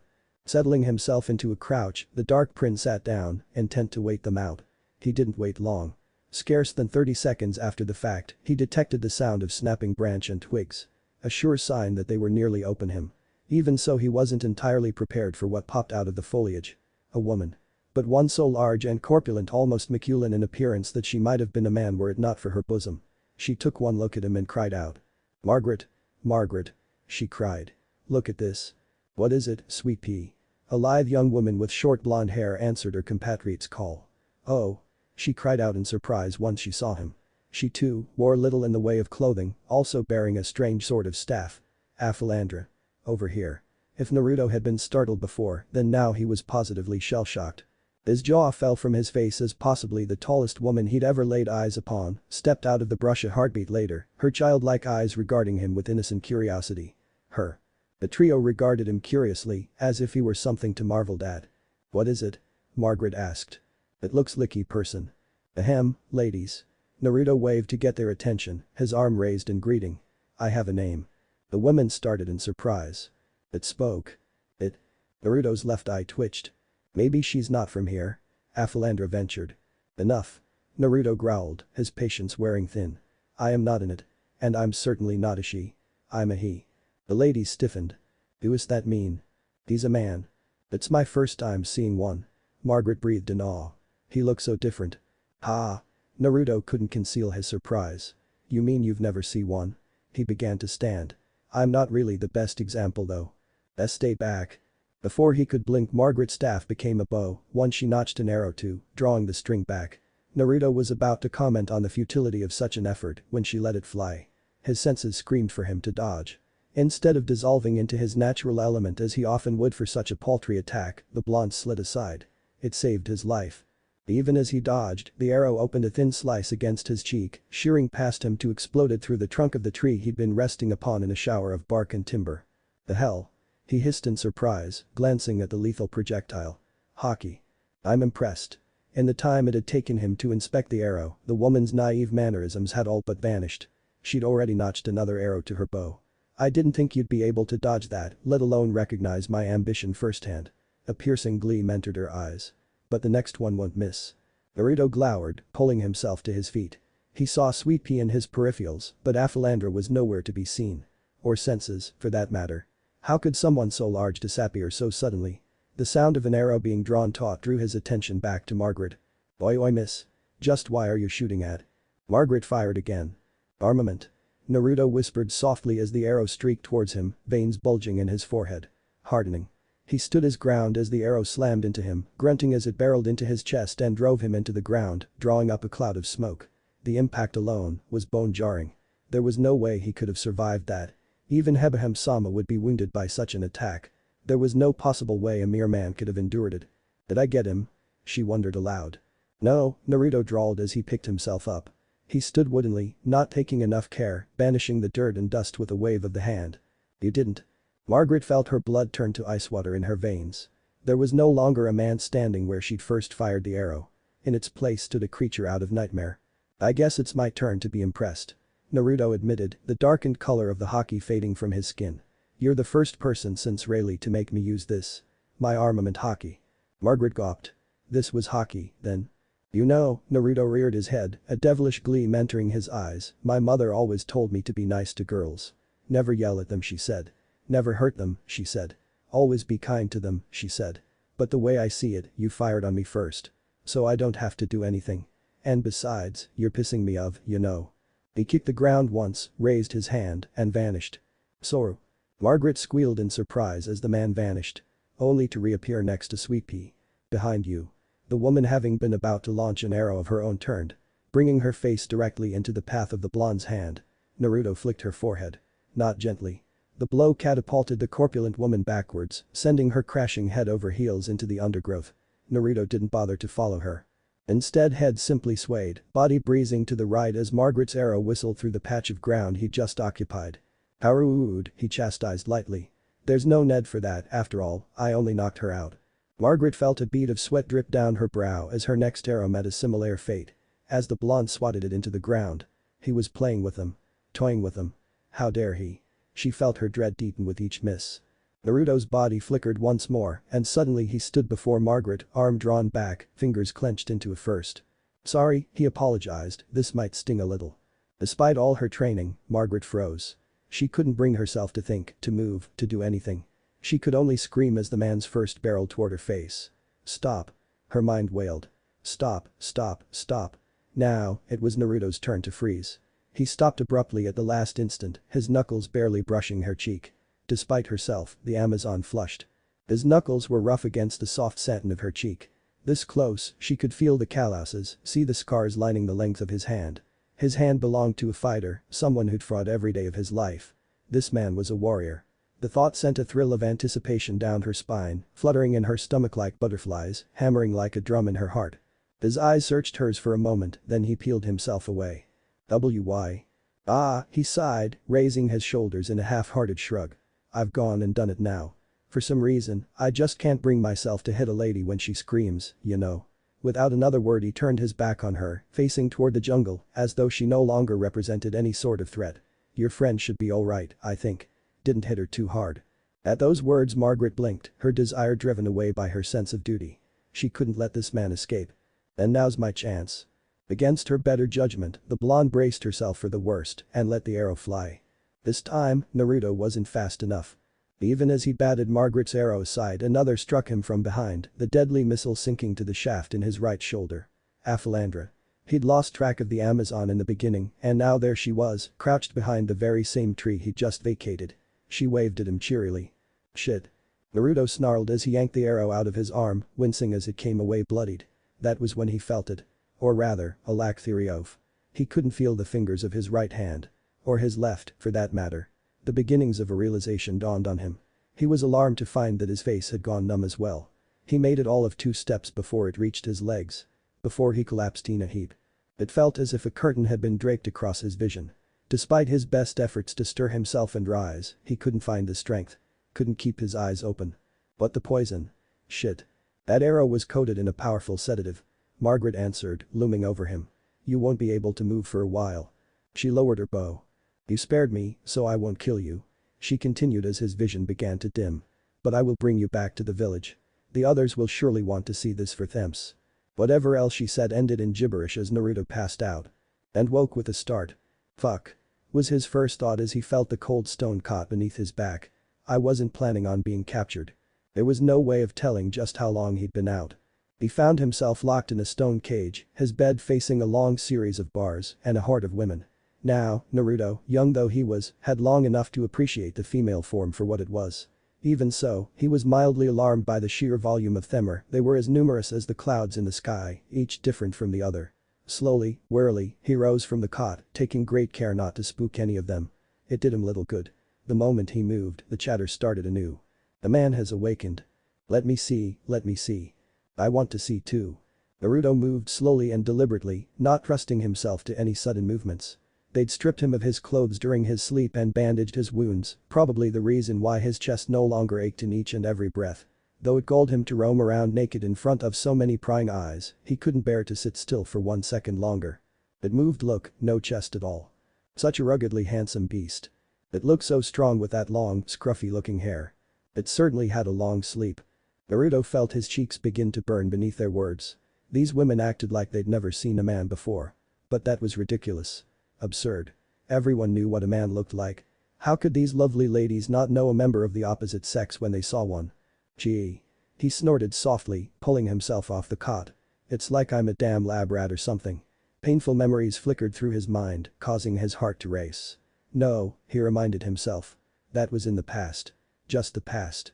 Nothing to worry about now. Still, he didn't relish the idea of walking about like a human mummy. Hey, can I take these off? He asked, indicating the bandages. Everyone shh. It's saying something. When no response was immediately forthcoming, the Dark Prince took matters into his own hands. Naruto grunted, igniting his natural element. Black flames burst from his body, boiling the bandages away, scouring him clean. He was pleased to find nothing but clean flesh beneath the wrappings, no hint of gangrene or blood or anything. As always, he welcomed the warmth of his element and all that it offered. Strength, security, solace and all. Breathed within his element as he was, nothing save sea stone could touch him. He was invincible. Unstoppable. The Amazons didn't seem to share his opinion. They lurched back as if they'd been burned. What on earth is its body made of? One of them cried. So men can burst into flames. Too shocking, must note it down, this is so interesting. He was just about to deny such a thing when he caught sight of Margaret behind the bars. The brown-eyed blonde was peering intently at him, but not at his face. Her gaze drifted lower, then lower still. Naruto felt a prickle of disbelief inside him, causing him to bristle. She wasn't gonna. She was gonna. Before you put your clothes on, could you tell us about the bag between your legs? She asked. What on earth is inside that? No. Naruto made an angry noise through his teeth. Did it just hiss at us? The women yelled disbelievingly. Why you little. Like hell I'm gonna tell you about that. He snarled. Now give back my clothes. My sword too. Here. Margaret reached through the bars, offering him some fabric. Yours were terribly beaten up, so I made some new ones. Naruto frowned at the light flush dusting her cheeks. Was she embarrassed or something? Take them. Her arm stretched further through the bars, her fingertips brushing against his as he accepted the offering. I'm afraid we can't give you your sword back, though. Thanks again. Naruto gratefully accepted the clothing, her words, not I. Naruto slowly donned the facsimile of his crimson slacks, but after taking one look at his new frilly jacket and shirt, burned them to cinders. It's burning them. What the hell is this? He roared. My mother made these for me. You've ruined them with all these frills and laces. Abruptly the women lurched backward. Once more, he found himself facing a sea of strung snake bows. Not again. Get ready to shoot. Someone commanded. What the? How ferocious, so that is your true nature. A woman with black hair snarled. Going wild without a single thought for the kindness of those who have saved your life. A truly savage temperament. I've noticed you have not the slightest trace of grace in your speech or actions, either. As I thought, your kind and ours simply do not mix. But kick you, Sweet Pea protested, you can't kill it just for that. It's for your own good. She cut them off. Margaret, Sweet Pea, Aphilandra. If Hebeham-sama were to realize you'd brought a man into our village, she'd never forgive you. We must kill him and destroy the evidence while we have a chance. Now. Before she returns and finds. Kill me? Naruto cut them off with harsh laughter. It was a deep throaty sound. Go ahead. Try. He beckoned with a hand, eyes blazing. Fire away. See what happens. He was sick of this. Sick of being made a fool, of being underestimated, of everything. Ever since he'd met the Strawats, everything had gone straight to shit. Well, not anymore. These women thought they could kill him, just like that. Let them try. He raised both hands now, body brimming with black flames, eyes dripping blood. This technique was a bitch to use, but. Come on. He growled in challenge. Hit me. Margaret blanched at the memory of his hockey, her fingers lowering on the string. But even that wouldn't sustain him against so many arrows. Could it be he had something else up his sleeve? The look in those eyes told her yes, he had more up his sleeve. Much more. And if they fired upon him? No wait. Don't. Too late. Fire. Kick you commanded. Be a cram. Dozens upon dozens of arrows pierced the cell, skewering the hapless blonde where he stood. Smoke billowed outward, rising from the pulverized stone to obscure their vision. Nothing stirred within that cloud of dust and debris. He was dead, then. Margaret felt something twist inside her at the thought. Such a shame. She truly would have liked to know him better. It was for the best. Kikyu sighed, lowering her bow. Is that so? Materializing outward from the ghoulish appendage that had warded away the arrows, a grisly creature of shadow and flame and was born. Little more than a human skeleton, the creature loomed over its master, its ghastly appearance belying the awesome power it wielded and that of its creator, who stood enshrouded within its ribsage. Gleaming with ill intent, the creature raised its right hand, and within its fingers appeared a blade of black blazing luminescence. Naruto brandished his blade, reclaimed during the confusion, and held it high. The giant mimicked the motion, bringing its black blade to bear.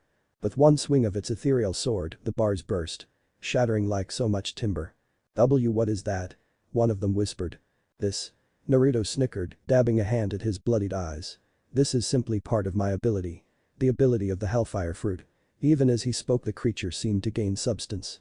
Muscle wrapping around bone, flesh around muscle and armor unto flesh. Sickly yellow eyes leering down at the whole of them, mocking them within its half-helm, the flaming creature's mouth hanging open, in silent laughter. Naruto stepped outside the cell, out of the darkness and into the light, and the giant followed, hanging over him like a shroud. This, he sneered, is my ultimate shield. I call it. Susanoo? There was a tense silence. Thick with anticipation. If they'd expected him to stand and fight, they were sorely disappointed. Abruptly the blonde bowed and leaped toward the rooftops, the Susanoo disintegrating to a mere ribsage around its master. Dashing away at such a speed that even the Amazons themselves were hard-pressed to see him, let alone match his pace. Be seeing ya.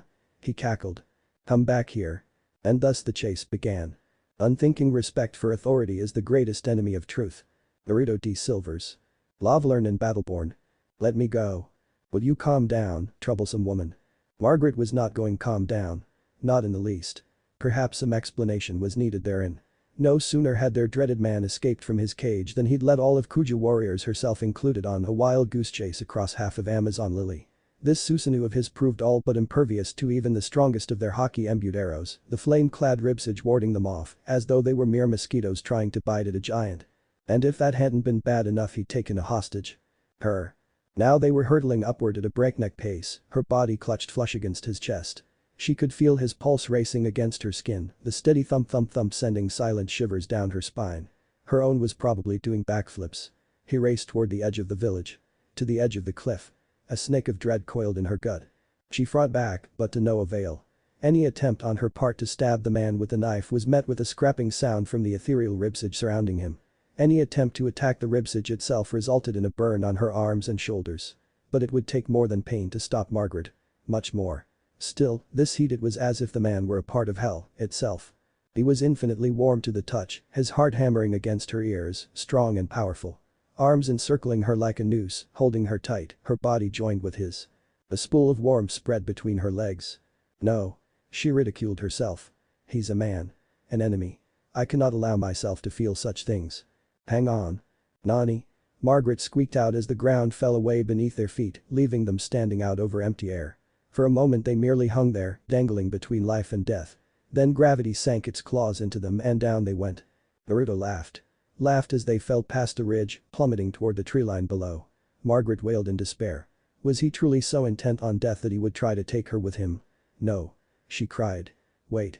Stoop. She was still screaming when the man spread his wings. Wait, wings. Wings. Yes, wings. Margaret gawped as blazing appendages of black flame erupted out from his back and shoulders, burgeoning them, slowing their fall. They beat but once and their descent came to a crawl, leaving them to drift harmlessly toward the jungle below. Slowly, her screams died away, trailing off into wonderment. They weren't going to die after all. A stray breeze gusted up to greet them. Nice, isn't it? Naruto grinned. Margaret fought the urge to gawp at him, her cheeks burning a shameful pink as she beheld the man. He looked like an avenging angel. His back coated in black flames, grim blue eyes peering down at her intently with concern as he awaited her answer. She couldn't bear to meet his gaze for more than a few seconds, turning hers away. Why yes. They landed gently in the jungle below, alighting effortlessly upon a log. Naruto released his hold upon the black flames that were his wings, leaving them to dissipate harmlessly into the atmosphere. He did not release his hold upon Margaret. With one hand he reached past her, removing the cloak from her shoulders. She could have struck him then.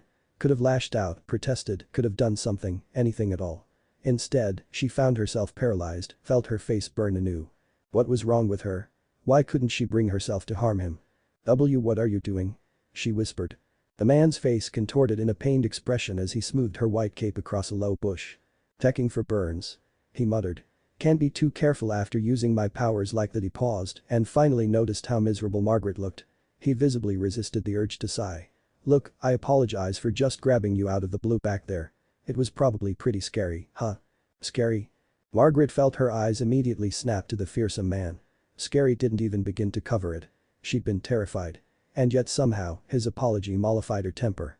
Looking at him now, tending to her wounds with gentle concern, she could barely bring herself to reconcile him with the burning demon that had possessed him moments before. Ow. She whimpered as he touched sore spot on her cheek. Sh. Naruto shushed her. You've been burned by my hellfire, although it was only a tiny bit. If I don't find and treat the burns within 24 hours, you'll smolder from the inside out and die of asphyxiation. Even as he spoke, Margaret bristled. She could feel the skin of her cheek mending, the flesh molding seamlessly around the injury. It was as if the burn had never been there to begin with. How could have done such a thing? Her lips pursed in confusion unbidden, a question flying from her lips. But how? Don't ask. His sapphire gaze flicked toward her for a second. It's too troublesome to explain. Margaret sighed, her shoulders slumping in defeat. She was no match for this man. She owed him now, not only her safety but her life as well. I'm sorry I shot at you. Naruto closed his eyes, suddenly feeling very tired. Don't worry about it. I forgive you. There was an awkward silence as he treated her injuries. Margaret fought the urge to squirm away from him when he touched his hands to her shoulders. Resisted the urge to cry out as his fingers mended the burns of her flesh. For a man, he was actually rather skilled when it came to tending wounds, she realized. His hands moved deftly, swiftly seeking out her injuries and tending to them in a matter of minutes. His expression, however, remained stoic. You know it's funny. What is? Naruto chuckled.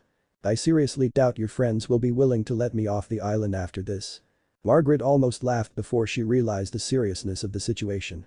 I'm sure they'll understand if you just explain yourself to them. Naruto seemed to latch onto that small hope, as Margaret thought he might, and nodded, pursing his lips as if to keep himself from speaking further. Whether the others forgave him or not was none of her concern, but at least her words would pacify him for the time being. There was no sense in exacerbating his suffering. Her thoughts changed, however, as she glanced up, gazing up the heights from which they had fallen. Such a fall would have killed a lesser man. Still, to just jump down from that height, you're crazy. The blonde grinned and stuck out his tongue. Haha, little bit, yeah. I'm serious. I was ready to die for a minute there. She exclaimed. I've heard that you men carry all kinds of viruses, but this is insane. Do all men burst into fire and fly like that? First, no, we don't carry all kinds of viruses. Second, it's too troublesome to explain, so I guess you can say that men can burst into flame. That's beside the point. Naruto slapped himself for forgetting. Look, just check in the pocket of my old trousers. There should be some sort of card in there, you know. You mean this? Margaret extracted a slip of paper from her bra. Idly, she noticed the man's nose had begun to bleed. Had she hurt him then, after all? Oh no, you're bleeding. Naruto promptly scrubbed at his nose with the back of a hand. That's it. He exclaimed, lunging forward to clasp her hands at the sight of his father's beaver card. You're the best. Thanks for keeping it safe. Margaret scarcely heard him. She was far too focused on the sensation of the man's hands in hers. She'd gotten a cursory glance at them earlier, but to actually feel them, to hold them, was another matter entirely. She found herself intertwining their fingers just to see what it felt like. She felt something twist inside her when he finally took his hands away. Well, it looked like it had something written on it, so what is it? Watch. Naruto opened his hand, allowing the card to inch forward. How mysterious, it seems to move. Yeah, a lot of stuff happened, and I got sent flying. All because of that damn strawat. Strawat. It's a long story. Naruto laid himself down up a nearby log and glanced at the beaver card again, as though that speck of paper would somehow try and flee outside his grasp. But I have this, so I should be able to make my way home. Heh. An abrupt smile graced his whiskered cheeks. I guess I owe you a favor when this is all said and done. You want anything? Margaret thought about his offer for what felt like an eternity. A favor, huh? What she wanted was for this nightmare to be over and done with, but since she doubted that would happen anytime soon. Could you hold my hand again? Seriously? Naruto arched an eyebrow. Well, I'm not a pirate, so sure. He reached across for her, threading his fingers within his own. If that's what you want, then fine. This time when the man took her hand, Margaret's knees nearly turned to jelly. A soundless gasp formed in the back of her throat. His hands were so big. They made hers look tiny by comparison. And that way he was looking at her with such intent. Butterflies fluttered deep into the pit of her stomach. Loosed themselves from her lips in the form of a small squeak. Oh dear Cami. She wasn't thinking about that. She wasn't. You mean you're not a pirate? Margaret made the mistake of speaking just then, and it was a mistake. A terrible, horrible mistake. Because Naruto jerked his hand back as if he'd been burned, his expression fierce, his sapphire orbs flashing a cruel crimson. Something unfamiliar twisted in the Amazon's stomach, an emotion she hadn't felt since she was a little girl. Fear. Gone was the gentle man who tended her wounds, in his place stood an avenging angel with a passion for vengeance. Her wounds began to ache anew beneath that burning gaze. No, and I never will be. I hate pirates. His eyes narrowed, boring into her like a drill. You're not one, are you?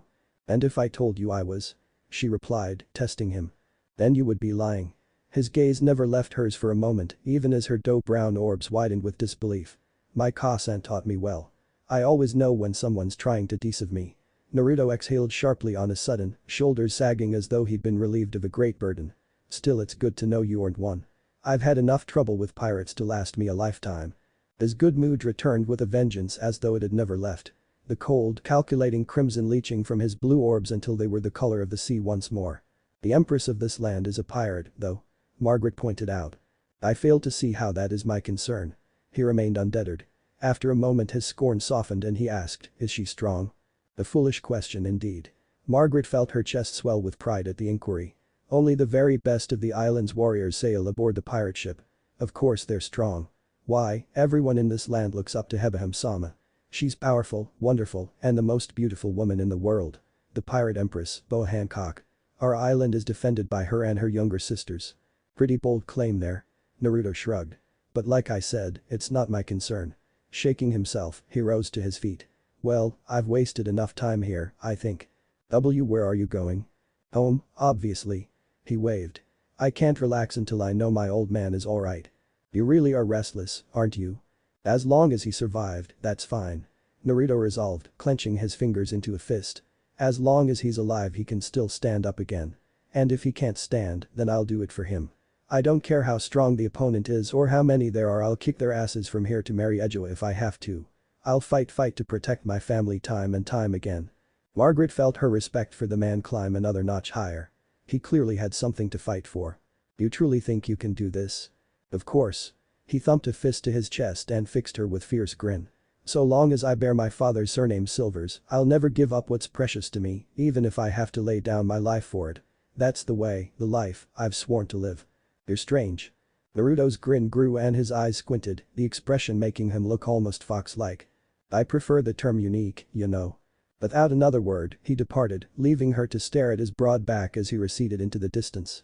Strong and sure, his legs carried him away from her, his stride serving to put more and more distance between the two of them, with each passing second. He carried a heavy burden, and yet, he bore it with pride and confidence.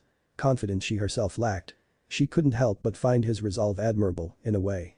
Admirable that he would gladly face so many opponents to protect what he cared for and give up his life without a second thought. Men are unbelievable. Margaret marveled at him as he walked away. They can grow wings and set themselves on fire. They have a flat chest and in between their legs. Oh. She blinked in surprise. I almost forgot. You there? Man. Wait. Naruto turned, curiously regarding her over his shoulder. There's something I forgot to tell you. You don't have any ships. Naruto gawped in disbelief. This is the calm belt. That's right. Margaret replied. Although she was kind and courteous enough to inform him of where they were and the fact that the calm belt was infested with giant sea kings, Margaret couldn't help but feel somewhat responsible as she watched his expression plummet. Was it so wrong that she suddenly wanted to kiss that adorable pout of his away? Of course it was wrong. Very wrong. Horribly wrong. She cursed herself with a shake of the head. I must stay strong. I cannot give this matter another thought. I cannot. Naruto meanwhile was pacing thoughtfully. Maybe I should just make a raft. Idiot. She exclaimed in disbelief. You'll die. Oh?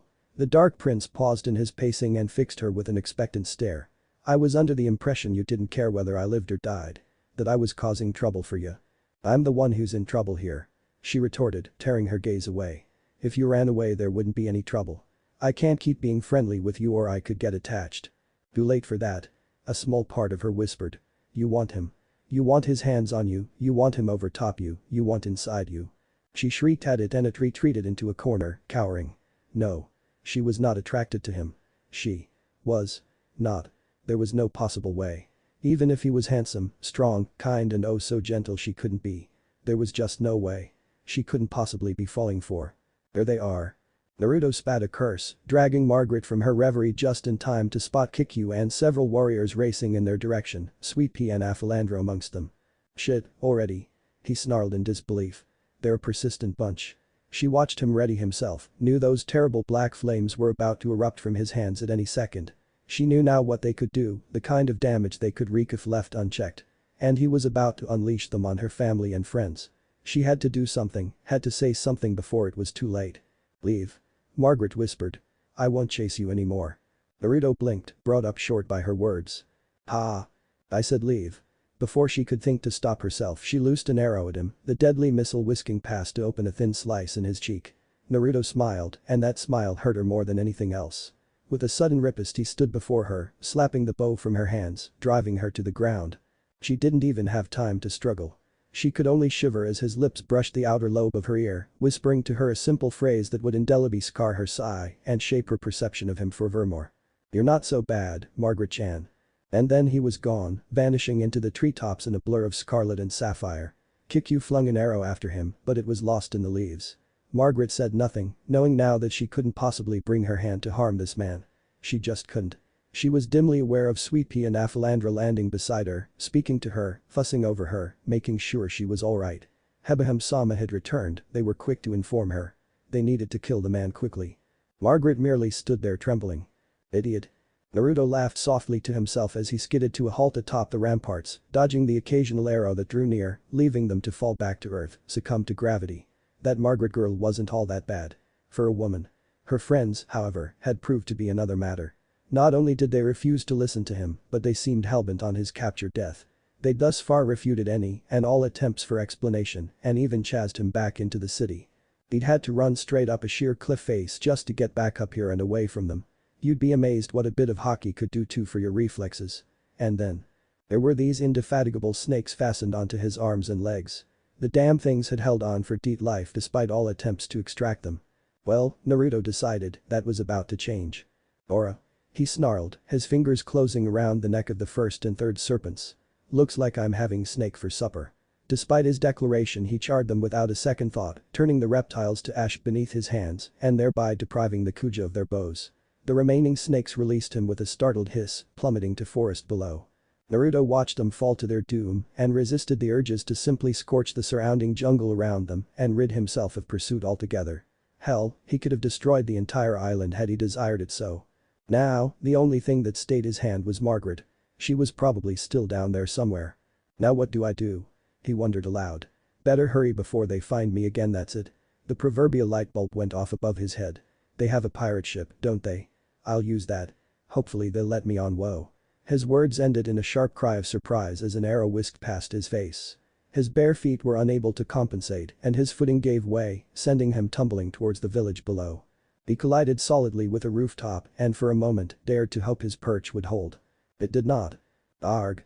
The Dark Prince snarled as his footing betrayed him for the upteenth time, leaving him to plummet to his doom. Why does this always happen? Twisting toward whatever awaited him below, the blonde gave a mighty grunt and extended his legs to absorb the impact of his landing. He landed amidst shallow water. Fog scrolled around him, obscuring his vision in the gloom. Where the hell am I? He wondered aloud. The harsh splash drew his attention deeper into the bath. There. Something or someone was moving in the gloom. Who goes there? Uh-oh. Naruto edged backwards, but there was nowhere to go, nowhere for him to run within the heady atmosphere of the bath. He stood there, petrified, as a shadow appeared in the gloom, gradually taking shape and form. Don't tell me that's.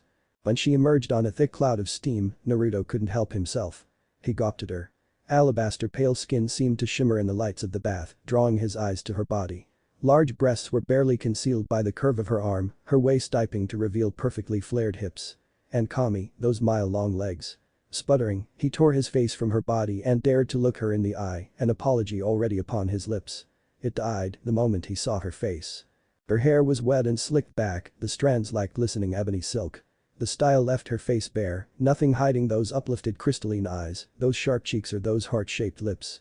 Adorable, was his first thought. Actually, adorable was not the right word. She was beauty personified. The man.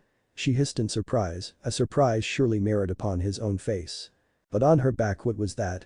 Naruto felt his blood turn to ice water. That mark there was something he'd never hoped to see again. And yet here it was, standing out on her back for him to see. A ghastly-looking hoof. The symbol of the hated Tenryubito, otherwise known as the Celestial Dragons. The mark given to all those forced to serve them. The mark of a slave. He knew it well, more so than he cared to admit. But to see it here, it sent a cold jolt of pain through his mind. Say that mark. The woman blanched. At his words, a look of indescribable fury crossed the woman's visage. She sank into the bath, covering her body with a hiss. You saw it. The sound of pounding footsteps ended whatever else he might have said. Sister. Two large women burst through the doors. What on earth is going on? Naruto took a hesitant step backwards at the sight of the pair. Sister. Oi oi, he was getting a very bad feeling about this. These three, they couldn't possibly be the ones Margaret had mentioned, could they? Who is that? The larger of the two, a strawberry blonde, demanded hotly. The man? Gasped the second, a long tongue flitting between her thin lips. What's a man doing in this kingdom? Demanded the first as she robed the raven-haired woman. What exactly happened here? Ah well. He saw my back. Hancock hissed. Her sisters bristled, weapons drawn in an instant. Then the only solution is to kill him, right?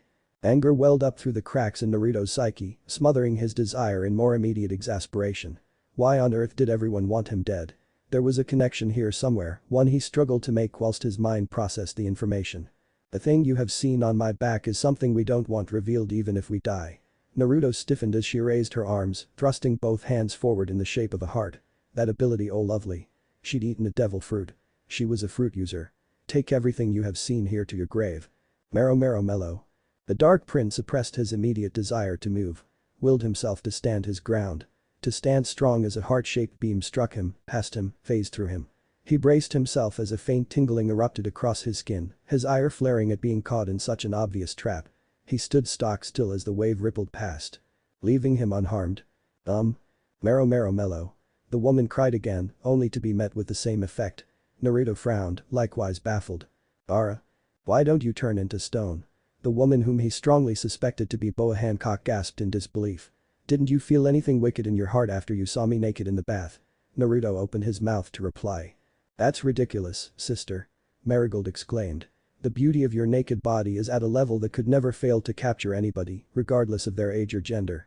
Ayan found himself drowned out. It's probably his fear of death, Sandersonia hissed angrily, that's suppressing his wicked desires. He's pathetic, but he's a lucky man. If they expected Naruto to turn tail and run, they were going to be disappointed, severely so. Naruto cracked his knuckles slowly, savoring each joint as it popped into place. He was tired of running. Doing so now would only exacerbate the situation, he realized. Anyone else would have thrown caution to the wind and leapt out the window. But he knew now there was only one way off this island. And that was Hebehem's ship. Without the aid of that vessel, he'd just become a snack for the Sea Kings. Something he had no intention of becoming. So? He sighed. I take it you're going to try and kill me, now, Hebehem-sama. The woman bristled. How did you? Oh please, how could I not? Naruto raised a hand and to their disbelief began counting off on all his fingers. Let's see here. Judging by the way you hold yourself, you're obviously in charge here, or at the very least accustomed to getting your way around the island, Hancock. Mind if I call you Hancock? No. Too bad. Now, I know a great deal about that mark on your back, the one you're so anxious to hide more than you think. It just so happens to be the mark of those damned Tenryubito, the Celestial Dragons, which means you were at one point a slave. And I'm willing to be your sisters were as well. How do I know, you ask? Well, I don't much feel like telling you that. And from what your darling siblings just said, you're obviously intending to execute me regardless of what I say or do in a grand spectacular fashion for all the island to see, so that you might make an example of me and further endear yourself to the populace. Knowing your flair for dramatics, it'll probably be in an arena or something. How am I doing so far, you know? There was a silence. Hancock glared bloody red daggers at him. A muscle jumped in her jaw, throbbing alongside the veins in her temple. She shifted her weight, took a small step forward, then back. For a moment he thought she would actually attack him. Rip his head clear off the shoulders, burn his body, and fling his ashes into the ocean. But she did not. As he looked on, her volcanic temper frosted over into Antarctic ice. The cold, cruel smile pulled up at the edges of her lips as she composed herself, drawing tight the hem of her robe. "So you intend to fight us, then?" "Nope." Naruto shook his head and offered his wrists, smiling softly. "I surrender." "What?" "Go ahead," he waved his hands, "take me to this arena of yours. Try to execute me. I guarantee you'll fail. And when you do, I'll be taking that ship of yours, with or without you on it." He let the threat hang between the two of them, an unspoken challenge for Hancock and Hancock alone. The longer they looked at one another, the more riled Naruto allowed himself to become. If there was one thing he would not stand, it was arrogance. These women respected strength. Well then, he would show them strength. He'd show them such strength that they'd be kissing his feet before the evening. "Take him." Hancock all but bit out, her words cutting across the expanse between them like a knife. Naruto didn't so much as bat an eyelash when the steel serpents coiled about his body, binding his arms to his sides, restraining all attempts at movement. Steel melted easily. He let them take his blade. He could take it back just as easily. He allowed himself to be led from the bath by Hancock and her siblings, knowing that he could have escaped at any moment, yet chose not to. He let them lead him outside. "We have captured the man." Hancock addressed the concerned citizens once they reached the outdoors, parading him through the streets as though he were a piece of meat. Naruto allowed it. Naruto let them. Because he was smiling all the while. "Just you wait, Hebeham-sama." Margaret couldn't believe it. Naruto had been captured. He sat in the center of the arena, calm and unperturbed, despite the women baying for his blood. Utterly unfazed. Was he truly confident of the outcome? Perhaps. Or perhaps not, as the masses cheered for the arrival of Hebeham-sama and her sisters. Hancock laid herself upon her snake, coiled back like a dace, flanked by her siblings. Her very posture bespoke of complete and utter ease, lending no hint to the emotion turmoil boiling within. "Now then, let me ask you, man. How, and for what purpose, did you come to this island?" Naruto laughed. "You wouldn't believe me if I told you, so why bother?" He shrugged against the confines of his bond. "Alright, fine. You got me. I flew through the sky to get here. Satisfied?" "Liar." Hancock's expression reflected nothing but impassive scorn. "You can't fool us with a ridiculous story like that. You must have a purpose for coming here." They both knew what that purpose was, but she needed to keep up the pretense that he was the guilty party here, not her. Maintain the illusion that she, the Empress, was the one doting out justice. "My purpose?" Naruto shouted back at her. "Well, since you put it so bluntly," his lips quirked in a small smile. "I need a ship. And since yours is the only one available, I'd really appreciate a ride, you know." Ha. Let the spoiled princess chew on that. His only purpose here was her ship. Nothing more, nothing less. At his words, Hancock bristled, just as the stadium exploded into outrage around her ears. This man dared mock her. He had to be exterminated, at all costs. He's giving false statements. Whatever that man said are obviously lies, just as Hebeham-sama said. He's definitely hiding something. Do you think you can fool us? Margaret heard all these words and her heart lurched. Unbidden a memory surfaced. As long as he survived, that's fine. Naruto resolved, clenching his fingers into a fist. As long as he's alive he can still stand up again. And if he can't stand, then I'll do it for him. I don't care how strong the opponent is or how many there are, I'll kick their asses from here to Mary Edgewa if I have to. I'll fight to protect my family time and time again. So long as I bear my father's surname Silvers, I'll never give up what's precious to me, even if I have to lay down my life for it. That's the way, the life, I've sworn to live. Don't think that you will leave here alive." Hancock continued, unaware of the blonde's emotions. "You won't be able to escape from death. Please wait, Hebeham-sama." Margaret froze, realizing she'd bolted to her feet. Having called out in a desperate bid to stay Hebeham-sama's hand. Murmurs of shock and surprise rippled from those in the stands beside and around her. She was just as surprised as they were. Despite her best efforts, she hadn't been able to keep quiet. She leapt from her perch, effortlessly alighting in the arena. He isn't the kind of person who would lie. "What are you doing?" Naruto hissed. "I have the situation under control." Did he? Margaret didn't think so. "What he said is all true. I don't think he has bad intentions for this kingdom at all." "Are you one of the guards of this kingdom?" Naruto hissed a warning at Hancock's words, but still Margaret continued. Hi. The punishment of the crime of intruding into this kingdom, which is forbidden to men, is death. Why are you defending him?" "I feel responsible." Margaret had to choke the words out, her throat was growing thick with fear. "The one who brought that man here was me." In the ensuing silence that followed, Naruto made a squelching sound that sounded a great like idiot. To her ears. Were it not for the sudden sound of footfalls, she might have stuttered on still. Imagine her surprise when Sweet Pea and Aphilandra flung themselves to the floor, both their heads scraping the tiles in subservience. Hebahim-sama. Sweet Pea cried. The saga of there's a reason for that. That's right. Aphilandra insisted. We just thought the others might want to see him. We are just as responsible as her for the sin of bringing him here. The saga of exactly. Stop it you two. The one who said we should bring him to the village was me. But I was the one who shot the arrow. And I. Would you cut it out, the three of you? Naruto snapped, silencing them with a snarl. I had this situation perfectly under control until you came barging in. They were going to let me fight to begin with. Now you've gone and screwed yourselves over for nothing. But. Hancock uncrossed her legs and rose from her serpentine cushion. Her heels rose sharply against the stones, producing a harsh click-click-click with her slow but inevitable descent. Margaret prostrated herself upon the floor, knees locked, head bowed. Naruto felt his voice stick in his throat. She would go this far for him. Foolish girl. That's enough. She tugged her visage upward with a finger. Raise your head, honest Margaret. I like honest people. Tell me, do you want me to forgive you? High. Stand up. She pushed a hand through her own raven locks, and for a moment, just a moment, Naruto thought she might actually forgive the three of them. Then she raised her arms in that familiar stance, her gaze colder than the coldest night, and his blood turned to ice water in his veins. Don't. Mellow. Margaret and the others could only gasp in surprise as the heart-shaped beam washed over their bodies, and as Naruto looked on, before his very eyes, they turned to stone. Warm flesh was replaced by cold rock. Eyes of dough brown fading to that of slate gray as their muscles became stiff, their bodies set and unyielding. Naruto felt his heart twist inside his chest as he beheld their horrified expressions forever frozen in terror. Hancock had done this out of pure spite. A dig playing to her own arrogance. And for what? Just to anger him. Well, it had worked. Hancock. He called out to her. Hancock. She kept walking. Don't think I'll let this stand. He growled. They helped me. The Empress paused, just for a moment. Yes, they have been punished for helping you. Without another word she finished her ascent, settling onto her serpentine throne once more. There was an instant of silence as she regarded him with those cold unkind black orbs, daring him to reply. When he did not, a small smile danced at the edge of her lips. Bring Bakura to the arena. She commanded, reclining before the whole of her populace. This place is the kingdom of the warriors, Amazon Lily. Where if you are powerful, you are beautiful. You will die fighting, man. We shall watch. The low growl reverberated behind him. He didn't have to look to know what was there.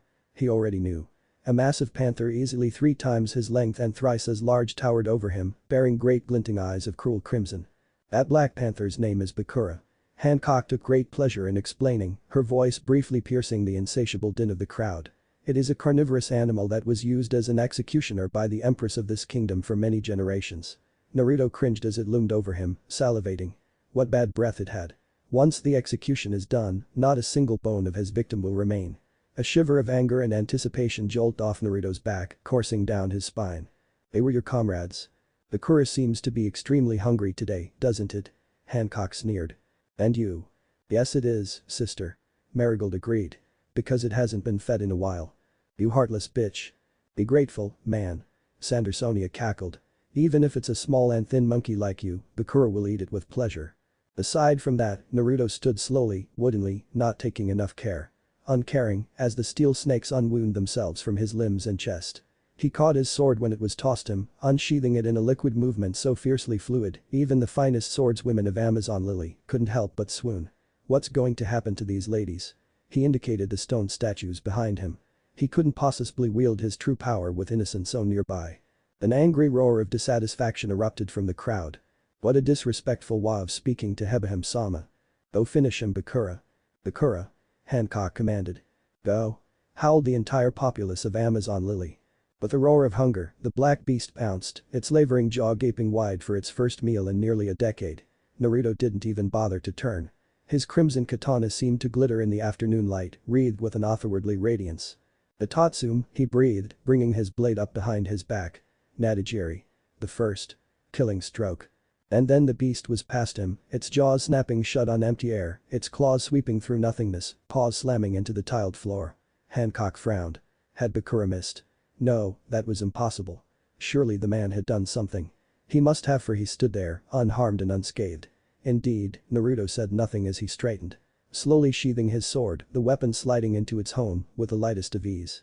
There wasn't a mark to be seen upon him. Undeterred by its failure, Bakura began to turn, attempting to come about for another pass at its prey. Ah dump.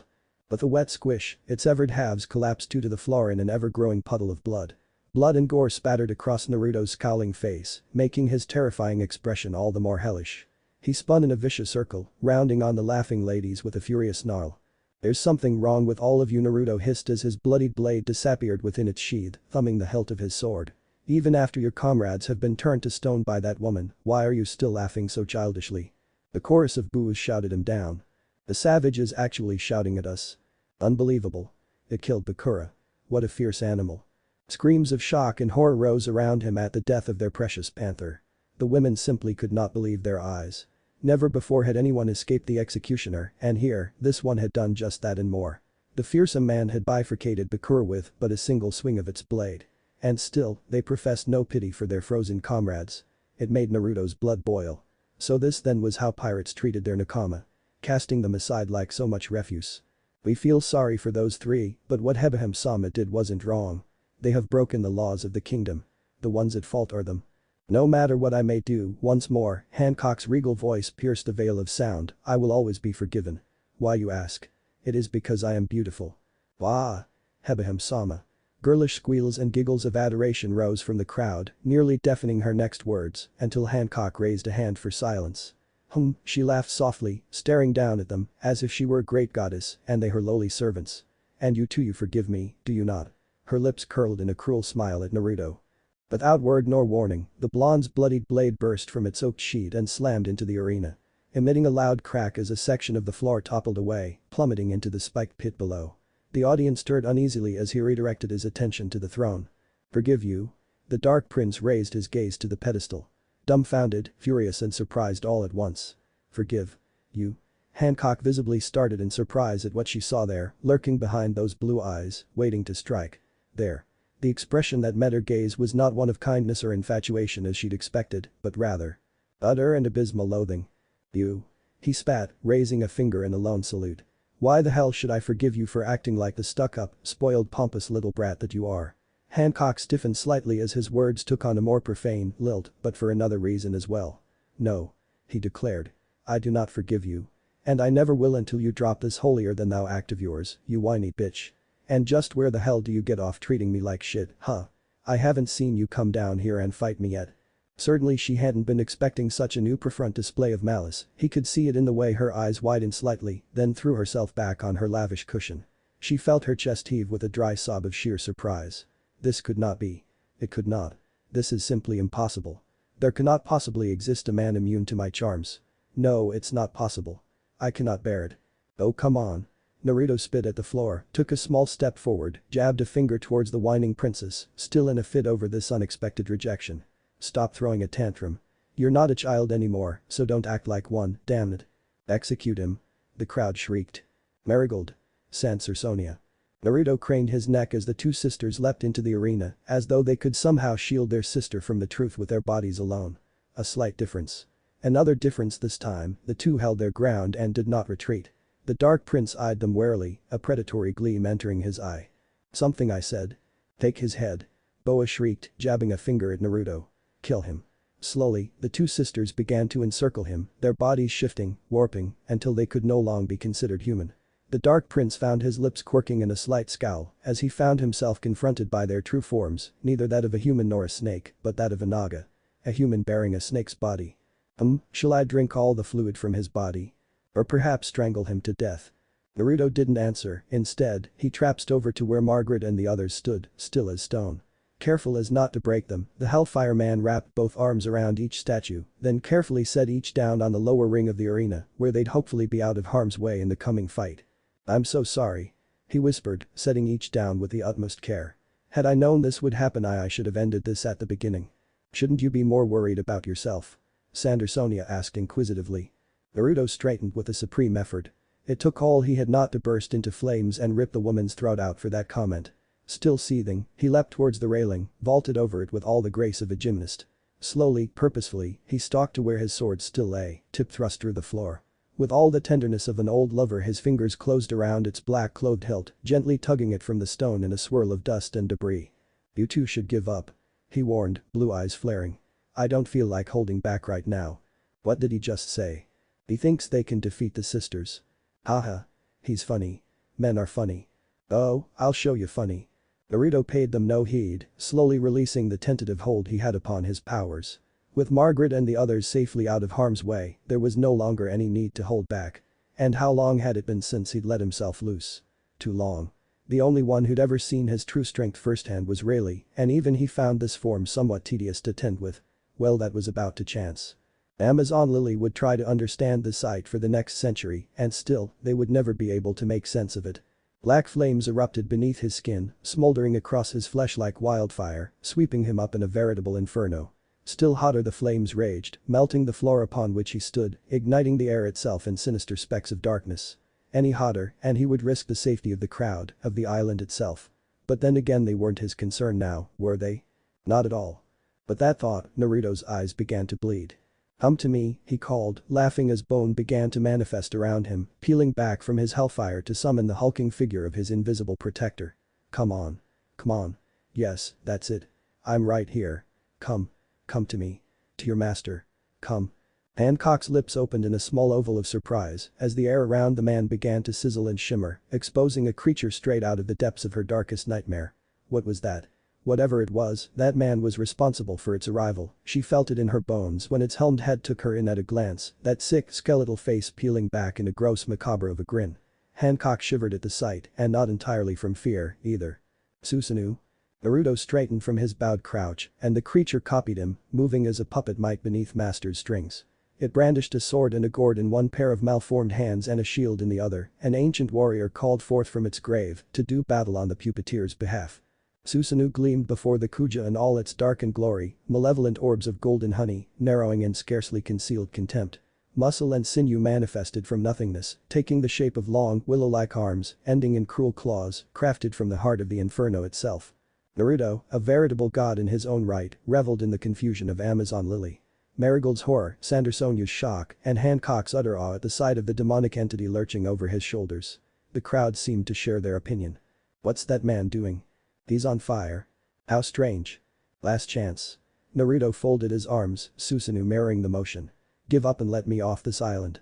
He let some of his already considerable killer intent suffuse the words, watched them slam into the sisters like a physical force. He wasn't going to hold back. Not this time. Sister, Marigold gulped, perhaps we should listen. Then nonsense. Sandersonia sputtered. Even if he does have an ability, he can't possibly defeat us. Bet your life on it. Huh? But that, Naruto's temper already at its boiling point pitched over the edge. I said, bet your life on it. He thrust his sword at Marigold's face. Susanoo mimed the gesture with its black blade. Gasping, the snake woman barely managed to block the blow, although she saved herself from almost certain death. Her naginata burst into flames the moment their weapons made contact. Naruto pressed her relentlessly, forcing her to throw the naginata aside, lest she be burned by the flames. Still he struck back with sound and fury, driving her toward the edge, towards the pit. TB stick. Naruto whirled and lowered an arm. Susanoo crossed one of its massive's limb before him, warding off Sandersonia's tail with its impenetrable shield. He'd almost forgotten about her. Time to remedy that. Sucking in a deep breath, the blonde raised two fingers before his face. Sonia's eyes bulged as a curtain of flame swelled before her vision. The Kakyu. Naruto exhaled mightily, expelling a large fireball to singe the anaconda's hair before she could slither out of range. Several of the spectators screamed and scrambled out of the way as the great ball of fire swept past and slammed into the stands, charring the stone seats, incinerating those unlucky few unable to escape in time. Gee. The older sister scoffed. That's an annoying ability you have there. This. Naruto chided, tossing his faithful guardian a warm glance. Funny you should mention it. It's not mine, not originally. I have a friend to thank for this gift. Itachi-san. I'll never forget him or what he taught me. He passed on a few years ago, but although he's gone, his spirit and thereby this ability lives on in me. Normally, I can control its movements with my thoughts. But the big guy knows well enough to protect me on its own. You know, defense over offense. Unless I do this. Slowly, he pressed his hands together. Release. At first nothing happened. At first. Then Susanoo screamed. What? The black demon barreled into the Boa sisters like a thing possessed, its clenched knuckles seizing into Marigold's face in one hand, Sonia's hair in another. Roaring, the demon plucked them off the ground, hoisted them up into the air, and hung them there by the scruffs of their necks. Naruto savored their confusion for a moment. Before an errant thought drove them face deep in the tiled floor. He held them there, willing his flames to leave them unharmed. Untouched, as he delighted in their humiliation. Errara, Naruto sneered, memories of his time as a slave boiling back to the surface. What's this? I thought you were going to execute me. He tightened his grip, driving them deeper into the sudden silence as the whole of Amazon Lily looked on. Such strength. Hancock balked. Ability or not, for him to be able to subdue both her siblings at once was something of a mercale. Remarkable, even. However, he was underestimating her sisters. Your arrogance will be your undoing, man. Marigold hissed at him. What are you? Marigold turned her face aside and spat, leaving Naruto just enough time to blink in surprise before a wad of congealed poison struck him in the face. He yelped in surprise, a cry of pain lurching from his lips. Susanoo immediately released its hold upon the sisters and rushed back to its master, but too late. Sonia's had already taken advantage of the tenuous opening. Her tail struck at the bewildered blonde once, twice, thrice, taking the sword from his grasp and knocking him off balance. Repent for your crimes in hell, savage. Unable to defend himself, the blonde recoiled, falling back with every blow. The final strike sent him skittering over the edge until he was lost from sight. His body plunged into the pit without so much as a sound. There was a silence as everyone rushed to the rail, eager to see if the man had in fact perished. How laughable. Hancock sneered down at the pit, thinking her tormentor had at last fallen to his doom. He was just a man, as I thought. Shut up. With an abrupt explosion of heat and flame, Uzumaki Naruto reappeared, riding the wave up from the pit. He was almost entirely engulfed by his black flames. Most of his face was missing, gone alongside that of his right arm. But even as the populace looked on, those wounds slithered shut, sealed by black fire. He seemed to find footing where there was none, leaping upward on empty air, to the infinite dismay of the Kuja populace. "Beepo," he announced grimly. "Weren't expecting that, were you ladies?" It was as if pulses of air came from beneath his feet hands, allowing him to hang in the air without effort. Allowing him to land at the edge of the arena with little effort on his part. And, for the last time, he snapped over his shoulder, glaring at Hancock with such intensity that she actually froze. Barely able to breathe beneath the weight of his wrath. "I didn't ask for your commentary." He insulted Hebahem-sama again. "Hurry up and kill him." "Sonia. Mary." Boa cried, throwing her head back upon the pillows, desperate to escape his penetrating gaze. She wanted him dead. She never wanted to look at him, she never wanted him to look at her, ever again. "Make haste and end that man's life, so I will never hear his disrespectful talk again." "Of course, sister."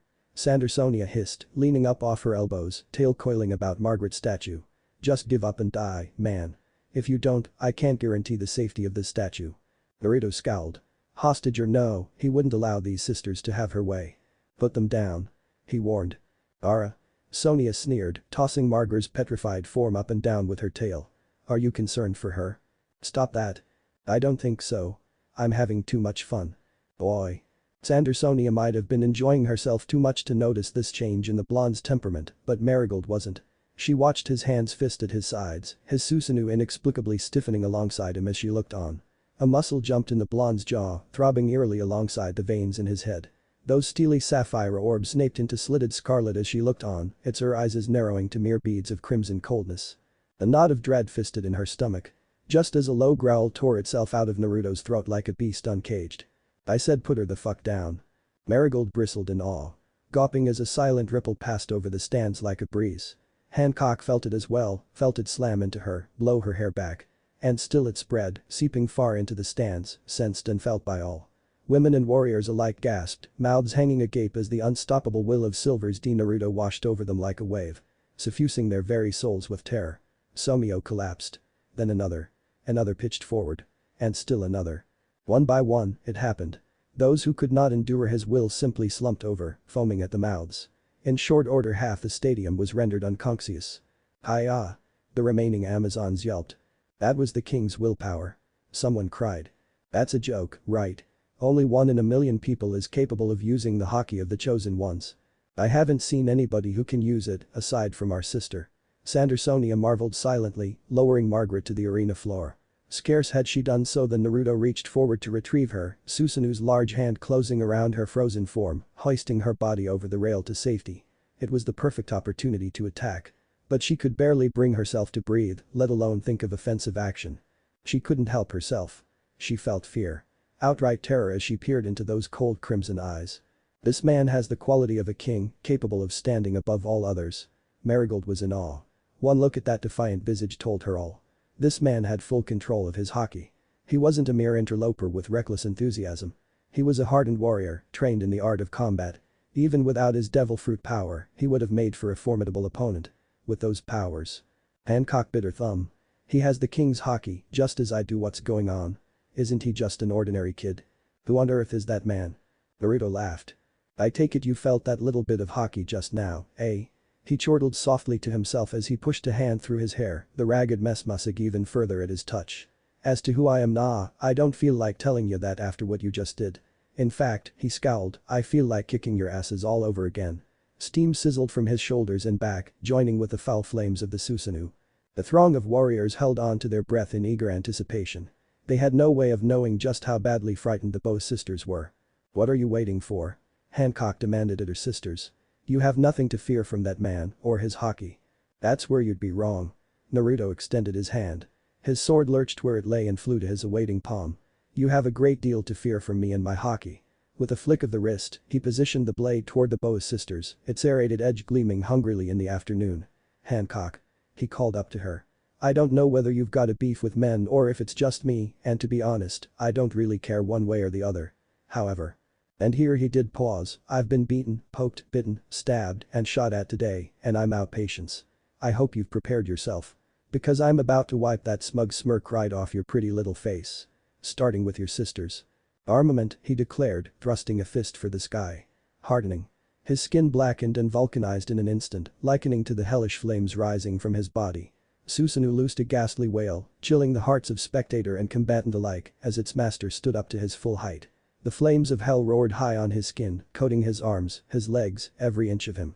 In a sudden movement he'd sheathed his sword, drawing a host of gasps from those remaining Conxius. He's going to fight them barehanded. Foolish man. Naruto scoffed at their scorn. Let them believe what they wanted. Gonna borrow a page or two from your playbook here, Luffy. He muttered to himself, drawing both arms back, sighting down a stunned Sandersonia. Hope you don't mind. Steeling himself, he surged forward. Goka no. Battling. Sonia might have laughed upon realizing the Dark Prince was actually mimicking someone, were she not in so much pain. As it were, she found herself stunned, her observation haki utterly useless as dozens upon dozens of flaming fists Naruto's and those of Susanoo slammed into her stomach, battering her body, boiling her flesh, covering her stomach with small burns. The flames did not spread, rather they burned slowly, prolonging each and every instant of agony. It was like sitting on a bed of hot coals. No, it was worse than that. As though she'd plunged into the depths of an active volcano. As if she were surrounded by lava.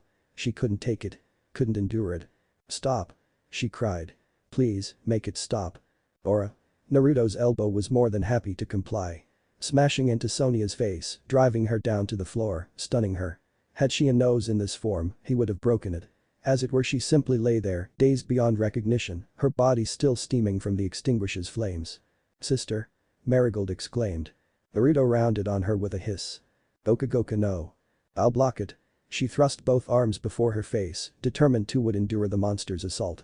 He might be fast, but there was no way he could pierce her defenses with strength alone.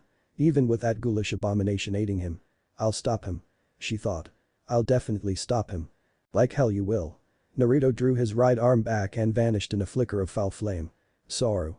There was a terrible, awful silence, broken only by Sonia's labored breathing.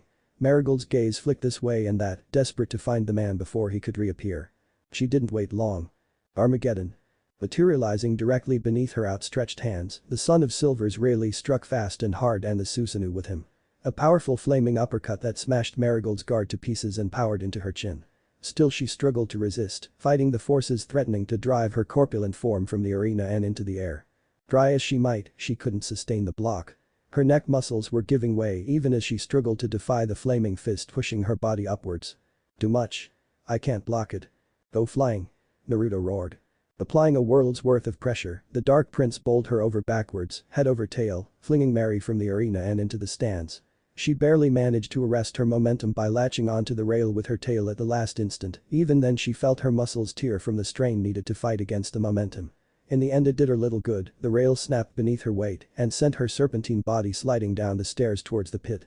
This man, he's strong. Naruto stood tall and proud in the center of the arena, his breath coming in short rasping gasps. Yeah, he winced, coughing up blood, the crimson fluid trailing down his lips. I forgot how much of a strain Susanoo can be. It feels like every cell in my body is burning.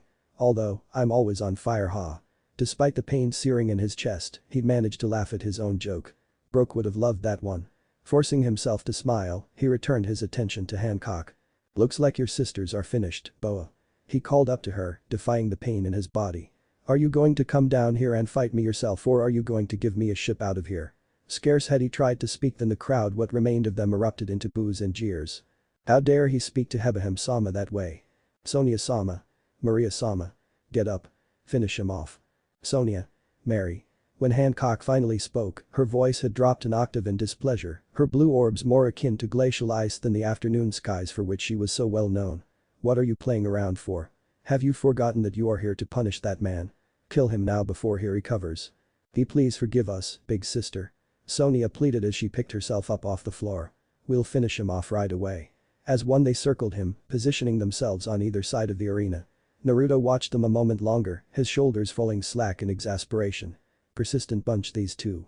Hebagami Tsuki. As he looked on, Sonia's hair took the shape of several serpents, each easily capable of splitting steel and twine. Yamato Arachi. Hebagami Tsuki. To his amusement, Marigold used a lighter to set herself aflame, the fires consumed her hair to assume the similar shape of serpents. Unlike her sisters, this attack, much like her body, was entirely wreathed in flames. Salamander. Naruto sighed. You call that fire? He shook his head, banishing Susanoo with a thought, momentarily glorifying in the blessed absence of the pain he'd been experiencing. Let me show you real fire. Raising either hand, he formed a fist and brought them together. A blinding light burst from his body, wreathed in darkness and shadow. Watch closely now. You won't be seeing this a second time. My favorite and completely original move. Amaterasu no Kaun. An immense shockwave, filled with fire and fury, slammed into the sisters, their twin technique evaporating as though it were little more than thin, harmless steam against so many blows. Forced together by the recoil, unable to retreat, Sonia could only gasp as the man's flames and those of her sister seared her face body, leaving her writhing in pain. Oh no. Marigold cried. Sonia Nisama. Get away from me. Desperate to save her sibling, she shoved her backward, her body toppling toward the pit of spikes. Watch out.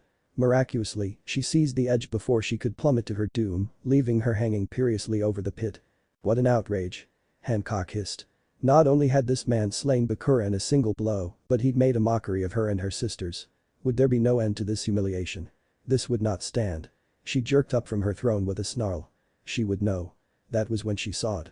Although Sonia had saved herself from almost certain death, the dreaded black flame of Amaterasu still smoldered at her back, searing away her cape, revealing charred skin. Revealing her back. Her back was exposed. Once the smoke cleared. Boy! Naruto shouted, jumping over their intertwined tails as he saw Sonia's clothes being burned away. Hold it. Without pause or preamble or even thought, the Loja leapt across the pit to land squarely upon Sonia's back, shielding the terrible mark emblazoned there with his own body. This close, the crowd shrieking nearly deafened him. He's trying to finish her off. That's horrible. He's going to drop her into the trench and impale her like a beast. You damned man. Sonia hissed. Don't move. Naruto whispered, his grip tightening around her spine. Even if you intend to kill me, I no longer have any intention of killing you. Cocky brat. Sonia remained adamant. Mary. Hurry up and kill him now that you have the chance. Marigold hesitated, the flames flickering from her flesh. What are you doing, Mary? Now's your chance. I can't, sister. Her sibling replied. Right now, that man is protecting us. Look. Someone cried. Sonia's cape has been burned up and her back is exposed. If that man lets go of her, the Gorgon's eye will be. This is terrible. Everyone who sees them will turn to stone. Don't move. He hissed in her ear as she continued to struggle. You don't want anyone to see that, now do you? Immediately, she ceased her efforts and did her best to remain utterly still. We were just fighting, why are you helping me? That mark on your back has nothing to do with our fight. Naruto whispered in reply. Believe me, I know how you feel. You want to keep that thing hidden at all costs, right? Oh yes, he knew all about that accursed mark. Because he bore it himself. It lurked there on his lower back, lingering just beneath the tattered tissue of a long-healed hideous self-inflicted scar. Where he'd deliberately set himself ablaze in a desperate attempt to remove the brand. That had been before he'd eaten the Goku no Mi, before his parents rescued him, before Itachi Nai died, before well, everything. Realizing just what he was covering, the secret that this man was willingly protecting, Hancock was filled with such emotion that it was all she could do to order everyone out of the arena for fear of seeing Sonia's Gorgon eye before her legs gave out. Utterly drained, she collapsed into her seat. The tears falling from her eyes. "We're so sorry, big sister. Not only did we lose but we were saved by our enemy." Her sisters fervently apologized for their defeat. Hancock, now recovered from her brief emotional lapse, peered down at the man known as Naruto with intent. He favored his right leg over his left, affecting a light limp as he dragged Margaret's statue into a standing position. His gaze locked with hers. "You gonna fight me next?" He gave no sign of his exhaustion. Hancock had no doubt he would, in fact, gladly fight her should the opportunity arise. "That's enough." She sighed, shaking her head. "I do not feel like it anymore."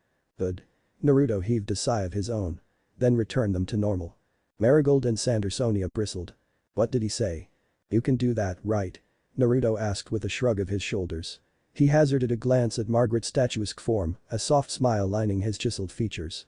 "She's troublesome, I know, and she was better off not interfering, but hey, she tried to protect me, you know. That's gotta count for something. That makes it my fault, not hers." "So what you say?" "Indeed, I have the ability to return them to their former state," Hancock admitted. "However, you said there was somewhere you wanted to go by ship." "Yup." Naruto nodded. "My old man's probably still there waiting for me." "I see." Her gaze darkened. "I shall grant you one request." With those cruel words, she watched disbelief dawn across the man's visage. "I can either reverse their petrification or give you a ride home.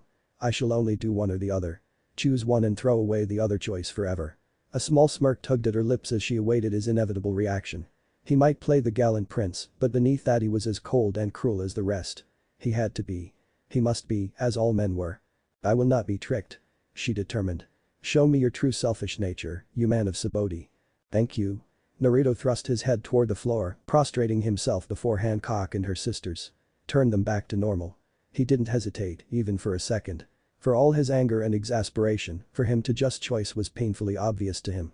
Never one to put his survival above those of others, he decided it was better that Margaret and the others return to normal, rather than remain statues forever. Really, it was how he'd been raised. Always do the right thing, Shaki-Kasen had told him. Even if it hurts. It did hurt a little, knowing he would not be able to get home and check on them as swiftly as he would have liked, but if he were to leave these three to rot, that would have left a far greater stain on his soul than any act of selfishness on his part. Of course, Boa Hancock knew none of this. Not even a second of hesitation. Shocked couldn't even begin to describe Hancock's emotional state at this moment. Nothing could. Her eyes widened in shock and disbelief. This man with such impressive haki would bow to her so easily for the sake of another. She felt something stir in her hardened heart, like a crack etching along a stone surface. It spread like a hairline fracture, growing larger with each passing second.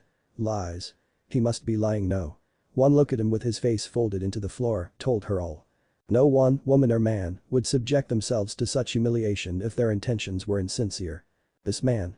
Hancock stalked down the steps, doing her level best to ignore him and his smiling face. She hesitated before the stature, torn between anger and something else. She couldn't discern this other emotion, to be honest she didn't want to. This man had made a fool of her with his arrogance in the bath in the arena, and yet here he was, discarding his pride as easily as one drew breath. Such a thing was nigh but impossible for her. A man should not be able to, no one should. Do. That, what this one had done. Man. Naruto perked up at once. Hancock fixed him with a steely glare. "Once I have restored these warriors I would invite you to my palace. Do you accept?" She watched him sit up, scrubbing the back of his head. Now there was hesitation. She did not blame him. Mere moments ago she had been prepared to step into the arena and take his head. Had he not acted to cover Sonia's back, she might have done just that. They would have fought and one of them would most likely have died. Her chest itched at the thought. A strange sensation was blossoming inside her, spreading warmth to every pore. Hancock did not dislike it. On the contrary, she found it to be an almost welcome one. Now, she merely awaited the man's answer. Sure." Naruto shrugged, pulling himself to his feet. "Why the sudden change of heart, if you don't mind me asking?" Hancock had to force the words out before 4 years' worth of foul memories consumed her. Memories of pain and chains and burning brands. Of harsh words and blows and old fellows who treated her like a mere toy for their sick and twisted amusement. Boa shivered at the mere thought of it.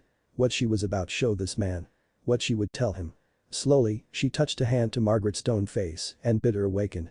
Her gaze found Naruto's once more, rooting him in place even as she began to revive the frozen warrior. There is something I must show you. What if Naruto is the son of Silver Rayleigh? End here, and thanks for watching my video till the end.